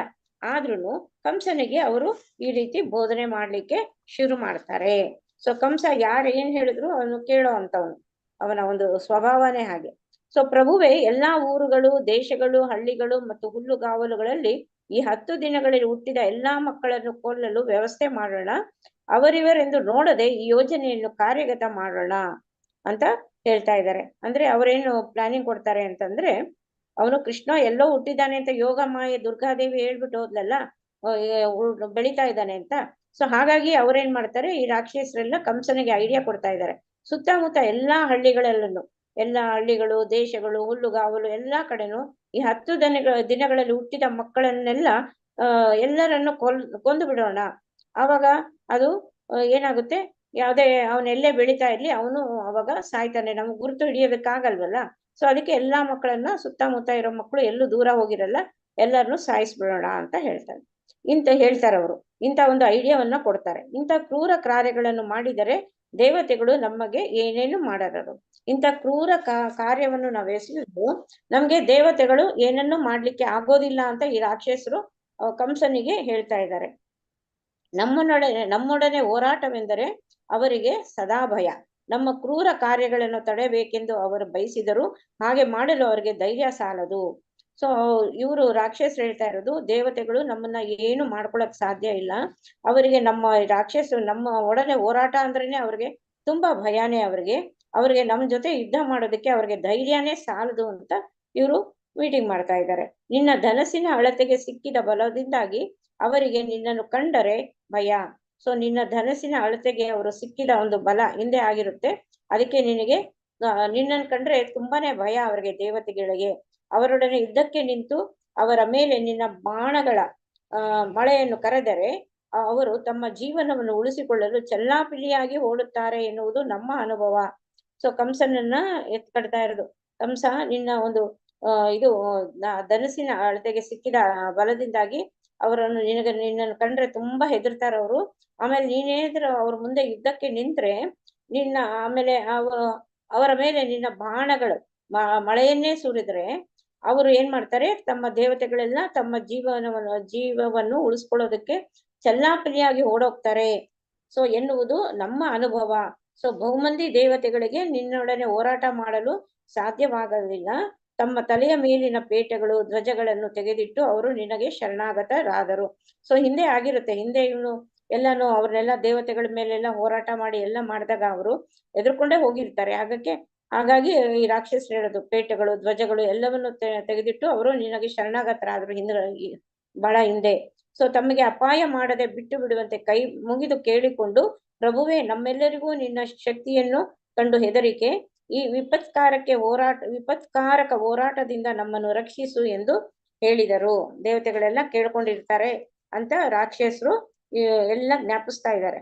ಹಲವೊಮ್ಮೆ ಹೀಗೆ ಭಯಭೀತರಾಗಿ ಕೈಯಲ್ಲಿ ಬಿಲ್ಲು ಬಾಣಗಳನ್ನು ಹಿಡಿದು ರಥಗಳು ಮುರಿದು ತಮ್ಮ ಯುದ್ಧ ಸಾಮರ್ಥ್ಯವನ್ನೆಲ್ಲ ಮರೆತು ನಿನ್ನೊಡನೆ ಹೋರಾಡಲು ಸಾಧ್ಯವಾಗದೆ ಶರಣಾಗತರಾದವರನ್ನು ನೀನು ಕೊಲ್ಲುತ್ತಿರಲಿಲ್ಲ ಎನ್ನುವುದನ್ನು ನಾವು ಕಂಡಿದ್ದೇವೆ. ಸೊ ಹಿಂದೆ ದೇವತೆಗಳೆಲ್ಲ ಯುದ್ಧ ಮಾಡಿ ಅವರ ರಥಗಳೆಲ್ಲ ಮುರಿದು ಅವರ ಯುದ್ಧ ಸಾಮರ್ಥ್ಯಗಳನ್ನೆಲ್ಲ ಮರೆತು ನಿನ್ನೊಡನೆ ಯುದ್ಧ ಮಾಡೋದಕ್ಕೆ ಸಾಧ್ಯವಾಗದೆ ಹೋಗುತ್ತೆ. ಸೊ ಆವಾಗ ನಿನ್ನಲ್ಲಿ ಅವರೆಲ್ಲನೂ ಕ್ಷಮೆ ಕೇಳ್ತಾರೆ. ಆದ್ರೂ ಅವ್ರಿಗೆ ನೀನು ಅವರನ್ನೆಲ್ಲ ಸಾಯಿಸೋದಿಲ್ಲ ಅನ್ನೋ ಒಂದು ಭಯಾನು ಅವ್ರಿಗೆ ಇದೆ. ಸೊ ರಣಭೂಮಿಯ ಹೊರಗಡೆ ಶಾಂತಿಯ ಸಮಯದಲ್ಲಿ ಅವರು ತಾವು ಮಹಾಯೋಧರೆಂದು ಹೆಮ್ಮೆ ಪಡ್ತಾರೆ. ಸೊ ದೇವತೆಗಳು ಇವ್ರು ಹೇಳ್ತಾ ಇರೋದು, ರಣಭೂಮಿಯ ಹೊರಗಡೆ ಶಾಂತಿಯ ಸಮಯದಲ್ಲಿ ಅವರು ತಾವು ಮಹಾಯೋಧರೆಂದು ಹೆಮ್ಮೆ ಪಡ್ತಾರೆ. ಆದ್ರೆ ರಣಭೂಮಿಯಲ್ಲಿ ಯುದ್ಧ ಕೌಶಲ್ಯವನ್ನು ಅವರು ತೋರಲಾರರು, ದೇವತೆಗಳು ತೋರಲಾರರು ಅಂತ ಹೇಳ್ತಾ ಇದ್ದಾರೆ. ಸೊ ಹೀಗೆ ರಾಕ್ಷಸರು ಕಂಸನನ್ನ ಸ್ವಲ್ಪ ಮಾಡೋದು, ಅವನನ್ನ ಎತ್ಕಡ್ತಾ ಇದ್ದಾರೆ. ಇಂದ್ರನೇ ನಾಯಕನಾದ ಈ ದೇವತೆಗಳಿಗೆ ಸಹಾಯ ಮಾಡಲು ವಿಷ್ಣು, ಶಿವ ಮತ್ತು ಬ್ರಹ್ಮರು ಸಿದ್ಧರಾಗಿದ್ರು. ನಾವು ಅವರ ವಿಷಯದಲ್ಲಿ ಭಯ ಪಡುವ ಕಾರಣವಿಲ್ಲ ಅಂತ ಹೇಳ್ತಾ ಇದ್ದಾರೆ. ಸೊ ಇಂದ್ರನೇ ನಾಯಕನಾದ ಈ ದೇವತೆಗಳಿಗೆ ಸಹಾಯ ಮಾಡೋದಕ್ಕೆ ಶಿವ, ಬ್ರಹ್ಮ, ವಿಷ್ಣು ಇವರೆಲ್ಲ ಸಿದ್ಧರಾಗಿದ್ರು. ಅವ್ರ ವಿಷಯದಲ್ಲೂ ನಾವು ಪಡಬೇಕಾಗಿಲ್ಲ. ಏಕೆಂದ್ರೆ ವಿಷ್ಣು ಈಗಾಗ್ಲೇ ಎಲ್ಲಾ ಜೀವಿಗಳೆಲ್ಲ ಹೃದಯದಲ್ಲಿ ಅಡಗಿಕೊಂಡು ಬಿಟ್ಟಿದ್ದಾನಂತೆ. ಅವನು ಎಲ್ಲಾ ಜೀವಿಗಳ ಹೃದಯಲ್ಲಿ ಅಡಗಿ ಕೂತಿದ್ದಾನೆ. ಆಮೇಲೆ ಅವನಿಗೆ ಹೊರ ಬರ್ಲಾರ ಅವನು. ಶಿವ ಎಲ್ಲಾ ಚಟುವಟಿಕೆಗಳನ್ನ ಬಿಟ್ಟುಬಿಟ್ಟಿದ್ದಾನೆ. ಅವನು ಕಾಡಿಗೆ ಹೊರಟೋಗಿದ್ದಾನೆ. ಬ್ರಹ್ಮ ಸದಾ ವಿವಿಧ ರೀತಿಗಳ ತಪಸ್ಸಿನಲ್ಲಿ ಮತ್ತು ಧ್ಯಾನದಲ್ಲಿ ನಿರತನಾಗಿರ್ತಾನೆ. ಸೊ ಇಂದ್ರನ ವಿಷಯ ಹೇಳುವುದೇನು, ಸೊ ಇಂದ್ರ ಇವ್ರನ್ನೆಲ್ಲ ನಂಬ್ಕೊಂಡು ಯುದ್ಧಕ್ಕೆ ಬರ್ತಾ ಇದ್ದಾನೆ, ವಿಷ್ಣು, ಶಿವ ಮತ್ತು ಬ್ರಹ್ಮ ಅಂತ. ಸೊ ವಿಷ್ಣು ಏನ್ ಮಾಡಿದಾನೆ, ಎಲ್ಲಾ ಜೀವಿಗಳ ಒಂದು ಹೃದಯದಲ್ಲಿ ಅಡಗಿ ಕುಳಿತು ಬಿಟ್ಟಿದ್ದಾನಂತೆ, ಇವರ ಒಂದು ಅನಿಸಿಕೆ ರಾಕ್ಷಸರು. ಆಮೇಲೆ ಶಿವ ಏನ್ ಮಾಡಿದಾನೆ, ಅವನು ಕಾಡನ್ನೇ, ಶಿವ ಎಲ್ಲಾ ಚಟುವಟಿಕೆಗಳನ್ನ ಬಿಟ್ಟು ಅವನು ಎಲ್ಲ ತ್ಯಾಗ ಮಾಡ್ಬಿಟ್ಟು ಅವನು ಕಾಡಿಗೆ ಹೊರಟೋಗಿದ್ದಾನೆ. ಸೊ ಬ್ರಹ್ಮ ಏನ್ ಮಾಡ್ತಾ ಇದ್ದಾನೆ, ವಿವಿಧ ತಪಸ್ಸು ಮತ್ತು ಧ್ಯಾನ ಹಿಂಗೆ ಅದರಲ್ಲೇ ನಿರತನಾಗ್ಬಿಟ್ಟಿದ್ದಾನೆ. ಸೊ ಇಂದ್ರ ಇನ್ನೇನ್ ನಮ್ಗೆ ಏನ್ ಹೆಲ್ಪ್ ಮಾಡ್ತಾನೆ, ಅವ್ರು 3 ಜನ ಹೆಲ್ಪ್ ಮಾಡದೇ ಇದ್ರೆ ಇಂದ್ರ ಏನ್ ಯುದ್ಧ ಮಾಡ್ತಾನೆ ಅಂತ ಇವರ ಒಂದು ಅನಿಸಿಕೆ. ಸೊ ನಿನ್ನ ಬಲದೊಡನೆ ಹೋಲಿಸಿದರೆ ಅವನೊಂದು ಹುಲ್ಲು ಕಡ್ಡಿ ಮಾತ್ರ ಅಂತ ಕಂಸನಿಗೆ ಅವರು ಹೇಳ್ತಾ ಇರೋದು. ಆದುದರಿಂದ ಆ ದೇವತೆಗಳಿಂದ ನಮಗೆ ಯಾವ ಭಯವೂ ಇಲ್ಲ, ಆದರೆ ದೇವತೆಗಳು ನಮ್ಮ ಬದ್ಧ ವೈರಿಗಳು, ಆದುದರಿಂದ ಅವರನ್ನು ಅಲಕ್ಷಿಸಲಾಗದು. ನಮ್ಮನ್ನು ರಕ್ಷಿಸಿಕೊಳ್ಳಲು ನಾವು ಎಚ್ಚರದಿಂದಿರಬೇಕು. ಅವರನ್ನು ಬುಡ ಸಮೇತ ಕಿತ್ತು ಹಾಕಲು ನಾವು ನಿನ್ನ ಸೇವೆಯಲ್ಲಿ ತೊಡಗಿ ನಿನ್ನ ಅಪ್ಪಣೆಯನ್ನು ಪಾಲಿಸಲು ಸದಾ ನಾವು ಸಿದ್ಧರಾಗಿರ್ತೇವೆ. ಸೊ ನಿನ್ನ ಬಲವನ್ನ ಅದೊಡನೆ ಹೋಲಿಸಿದ್ರೆ ಯಾರ್ದು, ಇಂದ್ರನದು ಒಂದು ಹುಲ್ಲು ಕಡ್ಡಿ ಇದ್ದ ಹಾಗೆ. ಸೊ ಆದ್ರಿಂದ ಆ ದೇವತೆಗಳಿಂದ ನಮ್ಗೆ ಯಾವುದೇ ಒಂದು ಭಯನೇ ಇಲ್ಲ. ದೇವತೆಗಳು ನಮ್ಮ ಬದ್ಧ ವೈರಿಗಳವರು. ಆದುದರಿಂದ ನಾವು ಅವರನ್ನು ಅಲಕ್ಷಿಸಲಾಗದು. ನಮ್ಮನ್ನು ರಕ್ಷಿಸಿಕೊಳ್ಳಲು ನಾವು ಎಚ್ಚರದಿಂದಿರ್ಬೇಕು. ನಾವು ಏನ್ ಮಾಡ್ಬೇಕು ಅಂತಂದ್ರೆ ಅವರನ್ನೆಲ್ಲ ಬುಡ ಸಮೇತ ಕಿತ್ತು ಹಾಕ್ಬಿಡ್ಬೇಕು. ನಾವು ಅದಕ್ಕೆ ರೆಡಿ. ನಾವು ನಿನ್ನ ಸೇವೆಯಲ್ಲಿ ನಿನ್ನ ಅಪ್ಪಣೆಯಂತೆ ನಾವು ಮಾಡ್ತೇವೆ. ಸೊ ಮುಂದುವರಿಯೋಣ ಅಂತ ರಾಕ್ಷಸರು ಹೇಳ್ತಾ ಇದ್ದಾರೆ. ಸೊ ಮುಂದುವರಿದ ರಾಕ್ಷಸರು ಹೀಗೆ ಹೇಳ್ತಾರೆ, ದೇಹದಲ್ಲಿ ಕಾಯಿಲೆ ಇದ್ದರೆ ಅದನ್ನು ಅಲಕ್ಷ್ಯ ಮಾಡಿದರೆ ಮುಂದೆ ಗುಣಪಡಿಸಲು ಸಾಧ್ಯವೇ ಆಗುವುದಿಲ್ಲ. ಹಾಗೆಯೇ ಮನುಷ್ಯನು ಇಂದ್ರಿಯಗಳನ್ನು ಎಚ್ಚರದಿಂದ ನಿಯಂತ್ರಣಗೊಳಿಸದಿದ್ದರೆ ಅವುಗಳನ್ನು ನಿಯಂತ್ರಿಸಲು ಸಾಧ್ಯವೇ ಆಗುವುದಿಲ್ಲ. ಆದುದರಿಂದ ದೇವತೆಗಳು ನಾವು ಮಣಿಸಲು ಸಾಧ್ಯವಾಗದಷ್ಟು ಶಕ್ತಿವಂತರಾಗುವ ಮೊದಲು ನಾವು ಎಚ್ಚರದಿಂದಿರಬೇಕು. ಸೊ ದೇವತೆಗಳು ಅವರು ಎಚ್ಚೆತ್ಕೋತಾರೆ. ಹಾಗಾಗಿ ನಾವೇನ್ ಮಾಡ್ಬೇಕು, ಅವ್ರು ಎಚ್ಚೆತ್ಕೊಳ್ಳೋದ್ರೊಳಗಡೆ ನಾವೇನ್ ಮಾಡ್ಬೇಕು, ಅವರನ್ನ ನಾವು ನಿಯಂತ್ರಣಕ್ಕೆ ನಾವು ತಗೋಬೇಕು. ಅವರ ಜೊತೆ ಯುದ್ಧ ಮಾಡ್ಬೇಕು ನಾವು. ಸೊ ದೇಹದಲ್ಲಿ ಕಾಯಿಲೆ ಇದ್ರೆ ಅದನ್ನ ಅಲಕ್ಷ್ಯ ಮಾಡಿದ್ರೆ ಏನಾಗುತ್ತೆ, ಅದನ್ನು ಗುಣಪಡಿಸಲಿಕ್ಕೆ ಸಾಧ್ಯನೇ ಆಗಲ್ಲ. ಹಾಗಾಗಿ ನಾವು ಈಗ್ಲೇ ಹೊರಡೋಣ, ಈಗ್ಲೇ ನಾವು ಎಚ್ಚರದಿಂದ ನಾವು ಅವರ ಜೊತೆ ದೇವತೆಗಳ ಜೊತೆ ನಾವು ಯುದ್ಧ ಮಾಡ್ಲಿಕ್ಕೆ ನಾವೆಲ್ಲ ಹೊರಡೋಣ ಅಂತ ಹೇಳ್ತಾ ಇದ್ದಾರೆ. ಸೊ ಆದುದರಿಂದ ದೇವತೆಗಳು ಶಕ್ತಿಗೆ ಶ್ರೀ ವಿಷ್ಣುನೇ ಆಧಾರ. ದೇವತೆಗಳ ಶಕ್ತಿಗೆ ವಿಷ್ಣುನೇ ಆಧಾರ. ಏಕೆಂದ್ರೆ ಎಲ್ಲಾ ಧಾರ್ಮಿಕ ತತ್ವಗಳ ಕಡೆಯ ಗುರಿ ಅವನನ್ನು ಪ್ರಸನ್ನಗೊಳಿಸುತ್ತೆ ಅಂತ ವೇದಗಳ ಆದೇಶಗಳು, ಬ್ರಾಹ್ಮಣರು, ಗೋವುಗಳು, ತಪಸ್ಸು, ಯಜ್ಞ, ಯಾಗಾದಿಗಳು, ದಾನ ಮಾಡುವುದು ಮತ್ತು ಆಸ್ತಿಯನ್ನು ಹಂಚಿಕೊಳ್ಳುವುದು ಎಲ್ಲವೂ ಶ್ರೀ ವಿಷ್ಣುವನ್ನು ಪ್ರಸನ್ನಗೊಳಿಸುವುದಕ್ಕಾಗಿಯೇ. ಆದುದರಿಂದ ವೇದಗಳ ಜ್ಞಾನವಿರುವ ಎಲ್ಲಾ ಬ್ರಾಹ್ಮಣರನ್ನು, ಯಜ್ಞ ವಿಧಿಗಳನ್ನು ನಿರ್ವಹಿಸುವ ಎಲ್ಲಾ ಋಷಿಗಳನ್ನು ಕೊಂದು ಹಾಕಿ ನಮ್ಮ ಕೆಲಸವನ್ನು ಪ್ರಾರಂಭಿಸೋಣ ಅಂತ ಇಲ್ಲಿ ಹೇಳ್ತಾ ಇದ್ದಾರೆ. ಸೊ ಈ ರಾಕ್ಷಸರೆಲ್ಲ ಕಂಸನ್ಗೆ ಹೇಳ್ತಾ ಇದ್ದಾರೆ, ನಡಿ ನೀನು ಎಚ್ಚೆತ್ಕೊ, ನೀನು ನಡಿ, ಇವಾಗ್ಲೇ ನಾವು ಹೋಗೋಣ. ದೇವತೆಗಳನ್ನ ನಾವು ಮನ್ನಿಸಲು ಸಾಧ್ಯವಾಗುವಷ್ಟು ಶಕ್ತಿವಂತರಾಗುವ ಮೊದಲೇ ನಾವು ಎಚ್ಚರಿಸ್ಕೋಬೇಕು. ದೇವತೆಗಳಿಗೆ ಶಕ್ತಿ ಯಾರು ಅಂದ್ರೆ ವಿಷ್ಣುವೇ ಅವ್ರಿಗೆಲ್ಲ ಆಧಾರ. ಸೊ ಏಕೆಂದ್ರೆ ಎಲ್ಲಾ ಧಾರ್ಮಿಕ ತತ್ವಗಳ ಕಡೆ ಗುರಿ ಅಂದ್ರೆ ವಿಷ್ಣುವನ್ನ ಪ್ರಸನ್ನಗೊಳಿಸೋದು.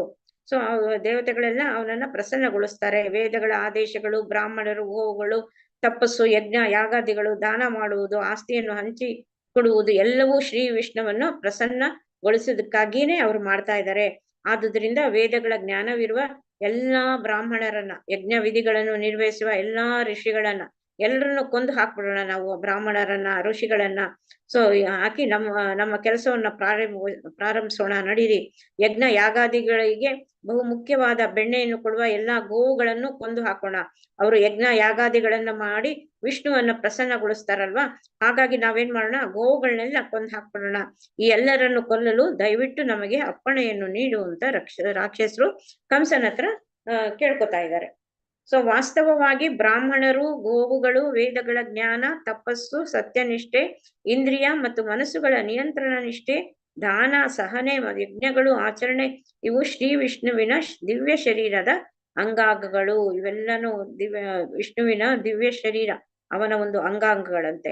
ವಿಷ್ಣುವು ಪ್ರತಿಯೊಬ್ಬರ ಹೃದಯದಲ್ಲಿ ನೆಲೆಸಿದ್ದಾನೆ ಮತ್ತು ಶಿವ ಮತ್ತು ಬ್ರಹ್ಮರು ಸೇರಿದಂತೆ ಎಲ್ಲಾ ದೇವತೆಗಳ ನಾಯಕ ಅವನು. ಸೊ ವಿಷ್ಣುವನ್ನು ಕೊಲ್ಲುವುದೆಂದರೆ ಮಹರ್ಷಿಗಳಿಗೂ ಬ್ರಾಹ್ಮಣರಿಗೂ ಹಿಂಸೆ ಕೊಡುವುದೇ ಎಂದು ಮಂತ್ರಿಗಳು ಹೇಳಿದರು. ಸೊ ವಿಷ್ಣುವನ್ನು ಕೊಲ್ಲಬೇಕು ಅಂತಂದ್ರೆ ನಾವು ಏನ್ ಮಾಡ್ಬೇಕು, ಮಹರ್ಷಿಗಳು ಮತ್ತು ಬ್ರಾಹ್ಮಣರಿಗೆ ಹಿಂಸೆ ಕೊಟ್ಟಾಗ ಸೊ ವಿಷ್ಣುವನ್ನು ವಿಷ್ಣುವನ್ನು ಕೊಲ್ಲುವ ಹಾಗೆ ಆಗುತ್ತೆ ಅಂತ ಇಲ್ಲಿ ಹೇಳ್ತಾ ಇದೆ. ಸೊ ವಿಷ್ಣುವನ್ನು ಕೊಲ್ಲುವುದೆಂದರೆ ಅಂದ್ರೆ ವಿಷ್ಣು ಇವ್ರಿಗೆಲ್ಲ ಹಿಂಸೆ ಕೊಟ್ರೆ, ಬ್ರಾಹ್ಮಣರಿಗೆ ಮಹರ್ಷಿಗಳಿಗೆಲ್ಲಾನು ಹಿಂಸೆ ಕೊಡೋದ್ರಿಂದ ವಿಷ್ಣುವನ್ನು ನಾವು ಕೊಲ್ಲೋ ತರಾನೇ ಆಗುತ್ತೆ ಅಂತ ಹೇಳ್ತಾ ಇದ್ದಾರೆ. ತನ್ನ ರಾಕ್ಷಸ ಮಂತ್ರಿಗಳು ಈ ರೀತಿ ಸಲಹೆಯನ್ನು ನೀಡಿದಾಗ ಮೊದಲಿನಿಂದಲೂ ಅತ್ಯಂತ ನೀಚನಾಗಿದ್ದ ಕಂಸನು ಸರ್ವಭಕ್ಷಕ ಅನಂತ ಕಾಲದ ಸರಪಳಿಗಳಲ್ಲಿ ಸಿಕ್ಕಿಕೊಂಡು ಬ್ರಾಹ್ಮಣರಿಗೂ ವೈಷ್ಣವರಿಗೂ ಹಿಂಸೆ ಕೊಡಲು ತೀರ್ಮಾನಿಸಿದ. ಸೊ ರಾಕ್ಷಸ ಇವನು ಮೊದಲೇ ಕಂಸ ರಾಕ್ಷಸ ಒಂದು ಅಸುರ ಬುದ್ಧಿ ಇರ್ತಕ್ಕಂಥವ್ನು, ಇವನು ನೀಚ ಇವನು ಕಂಸ.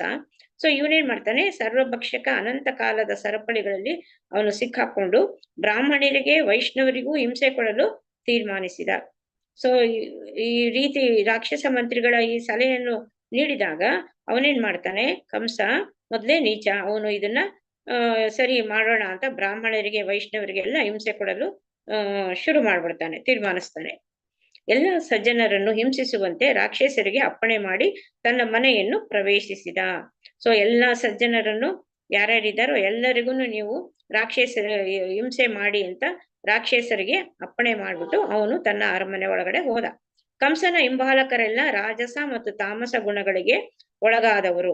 ಈ ಕಂಸನ ಹಿಂಬಾಲಕರು ರಾಕ್ಷಸರಿದಾರಲ್ಲ, ಇವರೆಲ್ಲ ರಾಜಸಿಕ ಮತ್ತು ತಾಮಸಿಕ ಗುಣಗಳಿಗೆ ಒಳಗಾದವರು. ಅವರೆಲ್ಲಾನು ಸಜ್ಜನರೊಂದಿಗೆ ದ್ವೇಷ ಸಾಧಿಸುವುದಂತೆ ಅವರ ಕೆಲಸ. ಸೊ ಈ ರಾಕ್ಷಸರ ಕೆಲಸ ಏನು ಅಂತಂದ್ರೆ ಸಜ್ಜನರೊಂದಿಗೆ ದ್ವೇಷ ಸಾಧಿಸೋದು ಅವ್ರ ಕೆಲಸನೇ ಅದು. ಇಂತಹ ಕಾರ್ಯಗಳು ಆಯಸ್ಸನ್ನು ಕಡಿಮೆ ಮಾಡುತ್ತದೆ. ಈ ಪ್ರಕ್ರಿಯೆಯನ್ನು ಇನ್ನೂ ಚುರುಕುಗೊಳಿಸಿ ತಮಗೆ ಶೀಘ್ರವಾಗಿ ಸಾವು ಬರುವಂತೆ ಅದನ್ನು ಆಹ್ವಾನಿಸಿದ್ರು. ಸೊ ಇಂತಹ ಕಾರ್ಯಗಳನ್ನು ಮಾಡ್ತಾ ಇದ್ರೆ ಆಯಸ್ಸು ಕಡಿಮೆ ಆಗ್ಬಿಡುತ್ತಂತೆ. ಸೊ ಈ ಪ್ರಕ್ರಿಯೆಯನ್ನ ಇನ್ನೂ ಚುರುಕಗೊಳಿಸಿ ಇವರು ಇನ್ನೂ ಫಾಸ್ಟ್ ಆಗಿ ಇದ್ ಮಾಡಿ ಅವರಿಗೆ ತಮ್ಮ ಸಾವನ್ನ ಶೀಘ್ರವಾಗಿ ಬರುವಂತೆ ಅವರೇ ಆಹ್ವಾನಿಸ್ಕೊಳ್ತಾರೆ ರಾಕ್ಷಸರು. ಸಜ್ಜನರನ್ನು ಹಿಂಸಿಸುವುದರ ಪರಿಣಾಮ ಅಕಾಲ ಮೃತ್ಯು ಅಷ್ಟೇ ಅಲ್ಲ, ಇದು ಎಂತಹ ಹೇಯ ಕೃತ್ಯವೆಂದರೆ ಅದನ್ನು ಮಾಡುವವನು ಕ್ರಮೇಣ ತಂದ ಸೌಂದರ್ಯವನ್ನು, ಯಶಸ್ಸನ್ನು, ಧಾರ್ಮಿಕ ತತ್ವಗಳನ್ನು ಕಳೆದುಕೊಳ್ಳುತ್ತಾನೆ. ಸೊ ಸಜ್ಜನರನ್ನ ಹಿಂಸಿಸೋ ಪರಿಣಾಮ ಅಂತಂದ್ರೆ ಅಕಾಲ ಮೃತ್ಯು ಅವ್ರಿಗಾಗುತ್ತಂತೆ. ಅದೊಂದೇ ಅಲ್ಲ, ಎಂತಹ ಹೇಯ ಕೃತ್ಯ ಅಂದ್ರೆ ಇದನ್ನ ಮಾಡುವವನು ಕ್ರಮೇಣ ಏನ್ ಮಾಡ್ತಾನೆ, ತಂದ ಸೌಂದರ್ಯ, ಯಶಸ್ಸು, ಧಾರ್ಮಿಕ ತತ್ವ ಇವೆಲ್ಲನ್ನೂ ಕಳೆದುಕೊಂಡ್ಬಿಡ್ತಾನಂತೆ. ಅವನು ತನ್ನ ಉನ್ನತ ಲೋಕಗಳಿಗೆ ಏರುವುದಕ್ಕೂ ಅಡ್ಡಿಯಾಗುತ್ತೆ, ಅವನು ಉನ್ನತ ಲೋಕಕ್ಕೂ ಏರೋದಕ್ಕೂ ಅದೊಂದು ದೊಡ್ಡ ಅಡ್ಡಿ ಆಗುತ್ತೆ. ಬಗೆಬಗೆಯ ಮಾನಸಿಕ ಭ್ರಮೆಗಳಿಂದ ಪ್ರೇರಿತರಾದ ರಾಕ್ಷಸರು ಎಲ್ಲಾ ಕಲ್ಯಾಣದಿಂದ ಕುಂಠಿತಗೊಳಿಸುತ್ತಾರೆ. ಸೊ ಬಗೆಬಗೆಯ ಮಾನಸಿಕ ಭ್ರಮೆಗಳು ಅವರಿಗೆ, ಇದರಿಂದ ಪ್ರೇರಿತರಾದ ರಾಕ್ಷಸರು ಎಲ್ಲಾ ಕಲ್ಯಾಣವನ್ನು ಕುಂಠಿತಗೊಳಿಸುತ್ತಾರೆ. ಅವರು ಭಕ್ತರು ಮತ್ತು ಬ್ರಾಹ್ಮಣರ ಚರಣ ಕಮಲಗಳಿಗೆ ಮಾಡಿದ ಅಪರಾಧವು ದೇವೋತ್ತಮ ಪರಮ ಪುರುಷನ ಚರಣ ಕಮಲಗಳಲ್ಲಿ ಮಾಡಿದ ಅಪರಾಧಕ್ಕಿಂತ ದೊಡ್ಡ ಪಾಪ. ಸೊ ಇಲ್ಲಿ ಏನ್ ಹೇಳ್ತಾ ಇದ್ದಾರೆ ಅಂದ್ರೆ, ಭಕ್ತರು ಮತ್ತು ಬ್ರಾಹ್ಮಣರ ಚರಣ ಕಮಲಗಳಿಗೆ ಮಾಡಿದಂತ ಅಪರಾಧ ಎಂಥದ್ದು ಅಂತಂದ್ರೆ ದೇವೋತ್ತಮ ಪರಮ ಪುರುಷನ ಚರಣ ಕಮಲಗಳಲ್ಲಿ ಮಾಡಿದ ಒಂದು ಅಪರಾಧಕ್ಕಿಂತ ದೊಡ್ಡ ಪಾಪ ಅಂತೆ.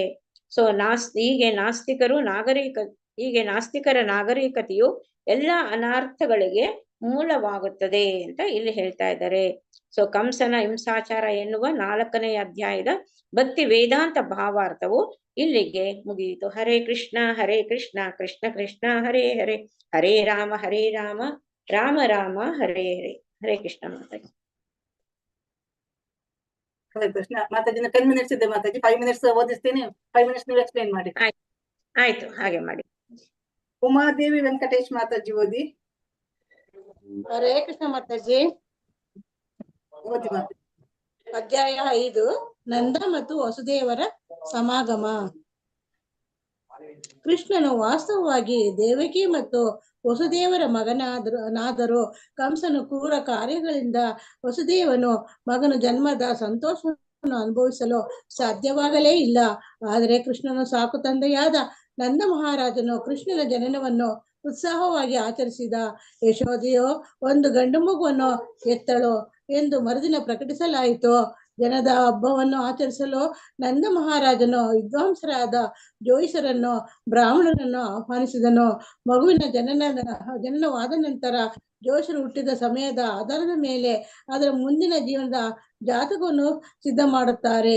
ಮಗು ಹುಟ್ಟಿದ ನಂತರ ಇನ್ನೊಂದು ವಿದ್ಯುಕ್ತ ಕಾರ್ಯಕ್ರಮವು ನಡೆಯುತ್ತದೆ. ಕುಟುಂಬದವರು ಸ್ನಾನ ಮಾಡಿ ಶುಚಿರ್ಭೂತರಾಗಿ ಆಭರಣಗಳಿಂದ ಮತ್ತು ಮಾಲೆಗಳಿಂದ ಅಲಂಕಾರ ಮಾಡಿಕೊಳ್ಳುತ್ತಾರೆ. ಅನಂತರ ಮಗುವಿನ ಮುಂದಿನ ಜೀವನದ ವಿಷಯವನ್ನು ಕೇಳಲು ಮಗುವಿನ ಮತ್ತು ಜೋಯಿಸರ ಮುಂದೆ ಬರುತ್ತಾರೆ. ನಂದ ಮಹಾರಾಜನು ಕುಟುಂಬದ ಇತರ ಸದಸ್ಯರು ಸುಂದರವಾದ ಉಡುಪುಗಳನ್ನು ಧರಿಸಿ ಮಗು ಹುಟ್ಟಿದ ಸ್ಥಳದ ಬಳಿ ಕುಳಿತರು. ಅಲ್ಲಿದ್ದ ಬ್ರಾಹ್ಮಣರೆಲ್ಲ ವಿಧಿಗನುಸಾರವಾಗಿ ಶುಭ ಮಂತ್ರಗಳನ್ನು ಪಠಿಸಿದರು. ಜೋಯಿಸರು ಮಗುವಿನ ಜನದ ಸಮಾರಂಭವನ್ನು ನಡೆಸಿದರು. ಇಂತಹ ಸಂದರ್ಭದಲ್ಲಿ ದೇವತೆಗಳನ್ನು ಕುಟುಂಬದ ಪೂರ್ವಿಕರನ್ನು ಪೂಜೆ ಮಾಡುತ್ತಾರೆ. ನಂದ ಮಹಾರಾಜನು ಅಲಂಕೃತನಾಗಿ ಆಭರಣಗಳಿಂದ ಬೆಳಗುತ್ತಿದ್ದ 2 ಲಕ್ಷ ಗೋವುಗಳನ್ನು ಬ್ರಾಹ್ಮಣನಿಗೆ ದಾನ ಮಾಡಿದನು. ಅವನು ಗೋವುಗಳನ್ನು ದಾನ ಮಾಡಿದ್ದಲ್ಲದೆ ಜರತಾರಿ ಅಂಚಿನ ಉಡುಪುಗಳು, ಹಲವು ಆಭರಣಗಳು ಮತ್ತು ರಾಶಿ ಧಾನ್ಯಗಳನ್ನು ದಾನ ಮಾಡಿದನು. ಹರೇ ಕೃಷ್ಣ ಮಾತಾಜಿ, ಧನ್ಯವಾದಗಳು ಮಾತಾಜಿ, ಧನ್ಯವಾದಗಳು. ಉಷಾ ಭಟ್ ಮಾತಾಜಿ ಓದಿ. ಹರೇ ಕೃಷ್ಣ ಮಾತಾಜಿ, ಹರೇ ಕೃಷ್ಣ ಮಾತಾಜಿ ಓದ್ತೀನಿ. ಭೌತಿಕ ಜಗತ್ತಿನಲ್ಲಿ ನಾವು ಅನೇಕ ರೀತಿಗಳಲ್ಲಿ ಸಂಪತ್ತನ್ನು ಸಂಪಾದಿಸುತ್ತೇವೆ.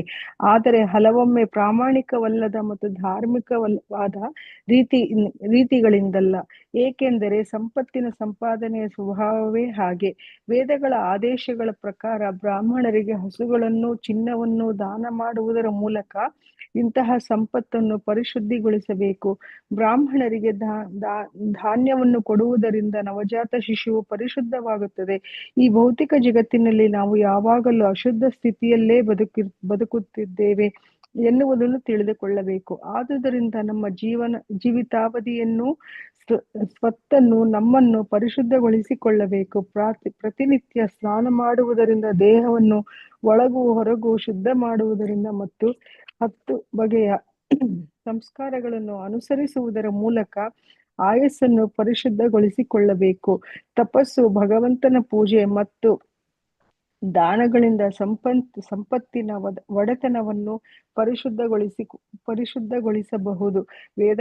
ವೇದಾಭ್ಯಾಸ, ಆತ್ಮ ಸಾಕ್ಷಾತ್ಕಾರಕ್ಕಾಗಿ ಪ್ರಯತ್ನಿಸುವುದು ಮತ್ತು ಪರಿಪೂರ್ಣ ಸತ್ಯವನ್ನು ಅರಿಯುವುದು, ಇವುಗಳಿಂದ ನಮ್ಮನ್ನು ಪರಿಶುದ್ಧಗೊಳಿಸಿಕೊಳ್ಳಬಹುದು. ಆದುದರಿಂದಲೇ ವೈದಿಕ ಸಾಹಿತ್ಯದಲ್ಲಿ ಜನ್ಮತಃ ಪ್ರತಿಯೊಬ್ಬನೂ ಶೂದ್ರನೇ, ಸಂಸ್ಕಾರಗಳನ್ನು ಒಪ್ಪಿಕೊಳ್ಳುವುದರಿಂದ ದ್ವಿಜನಾಗುತ್ತಾನೆ ಎಂದು ಹೇಳಿದೆ. ಬ್ರಾಹ್ಮಣನಾಗಲು ಪ್ರಾರಂಭದ ಅರ್ಹತೆ ವಿಪ್ರನಾಗುವುದು. ವೇದಗಳ ಅಧ್ಯಯನದಿಂದ ವಿಪ್ರನಾಗಬಹುದು. ಪರಿಪೂರ್ಣ ಸತ್ಯವನ್ನು ಅರ್ಥ ಮಾಡಿಕೊಂಡಾಗ ಅವನನ್ನು ಬ್ರಾಹ್ಮಣ ಎಂದು ಕರೆಯುತ್ತಾರೆ. ಬ್ರಾಹ್ಮಣನು ಇನ್ನಷ್ಟು ಪರಿಪೂರ್ಣನಾದಾಗ ಅವನು ವೈಷ್ಣವ ಅಥವಾ ಭಕ್ತನಾಗುತ್ತಾನೆ. ಹರೇ ಕೃಷ್ಣ ಮಾತಾಜಿ. ಧನ್ಯವಾದಗಳು ಮಾತಾಜಿ. ವರದಾ ಹೆಗ್ಡೆ ಮಾತಾಜಿ. ಹರೇ ಕೃಷ್ಣ ಮಾತಾಜಿ. ಓದಿ ಮಾತಾಜಿ. ಪ್ರಣಾಮಗಳು ಮಾತಾಜಿ. ಶ್ರೀಲಾ ಪ್ರಭುಪಾದರಿಂದ ಶ್ರೀಲಾ ಪ್ರಭುಪಾದರಿಗೆ ಜಯವಾಗಲಿ. ಆ ಸಮಾರಂಭದಲ್ಲಿ ಮಗುವಿಗೆ ಎಲ್ಲ ಭಾಗ್ಯವನ್ನು ತಂದುಕೊಡಲೆಂದು ನೆರೆದಿದ್ದ ಬ್ರಾಹ್ಮಣರು ವಿವಿಧ ಮಂತ್ರಗಳನ್ನು ಪಠಿಸಲು ಪ್ರಾರಂಭಿಸಿದರು. ಸೂತ, ಮಾಗಧ, ವಂದಿ ಮತ್ತು ವಿರುಧಾವಳಿ ಎಂಬ ಮಂತ್ರ ಪಠಣದಲ್ಲಿ ವಿವಿಧ ರೀತಿಗಳು. ಮಂತ್ರ ಪಠಣಗಳೊಂದಿಗೆ ಮನೆಯ ಹೊರಗೆ ಸಂಗೀತ ಕೇಳಿ ಬರುತ್ತಿತ್ತು. ತುತ್ತೂರಿಯ ನಾದ ಮತ್ತು ಗುರುಡಿ ಮದ್ದಳೆಗಳ ಶಬ್ದ ತುಂಬಿತ್ತು. ಈ ಸಂದರ್ಭದಲ್ಲಿ ಸಂಭ್ರಮದ ಕಂಪನಗಳು ಎಲ್ಲ ಹುಲ್ಲು ಬಯಲುಗಳಲ್ಲಿ ಮತ್ತು ಮನೆಗಳಲ್ಲಿ ಕೇಳಿಬರುತ್ತಿದ್ದವು. ಮನೆಗಳ ಒಳಗೆ ಮತ್ತು ಹೊರಗೆ ಅಕ್ಕಿಯ ಹಿಟ್ಟಿನ ಕಲಾತ್ಮಕ ಚಿತ್ರಗಳಿದ್ದವು. ಎಲ್ಲೆಲ್ಲಿಯೂ ಬೀದಿಗಳಲ್ಲಿ ಸಹ ಪನ್ನೀರನ್ನು ಚಿಮುಕಿಸಲಾಯಿತು. ಚಾವಣಿಗಳನ್ನು ಬಗೆ ಬಗೆಯ ತೋರಣಗಳಿಂದ ಮತ್ತು ಮಾವಿನ ಎಲೆಗಳಿಂದ ಅಲಂಕರಿಸಲಾಯಿತು. ಪ್ರವೇಶ ದ್ವಾರಗಳನ್ನು ಹಸಿರು ಎಲೆಗಳಿಂದ ಮತ್ತು ಪುಷ್ಪಗಳಿಂದ ಅಲಂಕರಿಸಲಾಯಿತು. ಎಲ್ಲ ಹಸುಗಳಿಗೂ ಎತ್ತುಗಳಿಗೂ ಕರುಗಳಿಗೂ ಎಣ್ಣೆ ಮತ್ತು ಅರಿಶಿಣದ ಮಿಶ್ರಣವನ್ನು ಹಚ್ಚಿದ್ದರು ಮತ್ತು ಕೆಮ್ಮಣ್ಣು, ಹಳದಿ ಮಣ್ಣು ಮತ್ತು ಗೋಪಿಚಂದನ ಇವುಗಳ ಬಣ್ಣವನ್ನು ಹಚ್ಚಿದರು. ಅವರು ನವಿಲುಗರಿಗಳ ಮಾಲೆಗಳನ್ನು ಧರಿಸಿದ್ದರು. ಸೊಗಸಾದ ಬಣ್ಣ ಬಣ್ಣದ ಉಡುಪುಗಳನ್ನು, ಚಿನ್ನದ ಕಂಠಿಹಾರಗಳನ್ನು ಧರಿಸಿದ್ದರು. ಹರೇ ಕೃಷ್ಣ ಮಾತಾಜಿ. ಒಂದು ಓದ್ಲ ಮಾತಾಜಿ. ಹರೇ ಕೃಷ್ಣ ಮಾತಾಜಿ. ಧನ್ಯವಾದಗಳು ಮಾತಾಜಿ. ಧನ್ಯವಾದಗಳು ಮಾತಾಜಿ. ಧನ್ಯವಾದಗಳು. ವರದಾ ಹೆಗ್ಡೆ ಮಾತಾಜಿ ಓದಿ. ಅಲ್ಲ ಸಾರಿ, ಇನ್ನು ಲಾಸ್ಟ್ ವಿ ಮಂಗಳ ಮಾತಾಜಿ ಓದಿ. ವಿ ಮಂಗಳ ಮಾತಾಜಿ. ಹರೇ ಕೃಷ್ಣ ಮಾತಾಜಿ. ಓದಿ ಮಾತಾಜಿ. ಹರೇ ಕೃಷ್ಣ ಮಾತಾಜಿ, ಕೇಳಿಸ್ತಾ ಇದೆಯಾ ಮಾತಾಜಿ? ಹೌದು ಮಾತಾಜಿ, ಹೌದು ಕೇಳಿಸ್ತಾ ಇದೆ. ಕೃಷ್ಣನ ತಂದೆ ನಂದ ಮಹಾರಾಜನು ತನ್ನ ಮಗನ ಜನನದ ಸಮಾರಂಭವನ್ನು ನಡೆಸುತ್ತಾನೆ ಎನ್ನುವುದನ್ನು ಸಡಗರದಿಂದ ಗೋಪಾಲಕರು ಕೇಳಿದಾಗ ಅವರಿಗೆ ಬಹಳ ಸಂತೋಷವಾಯಿತು.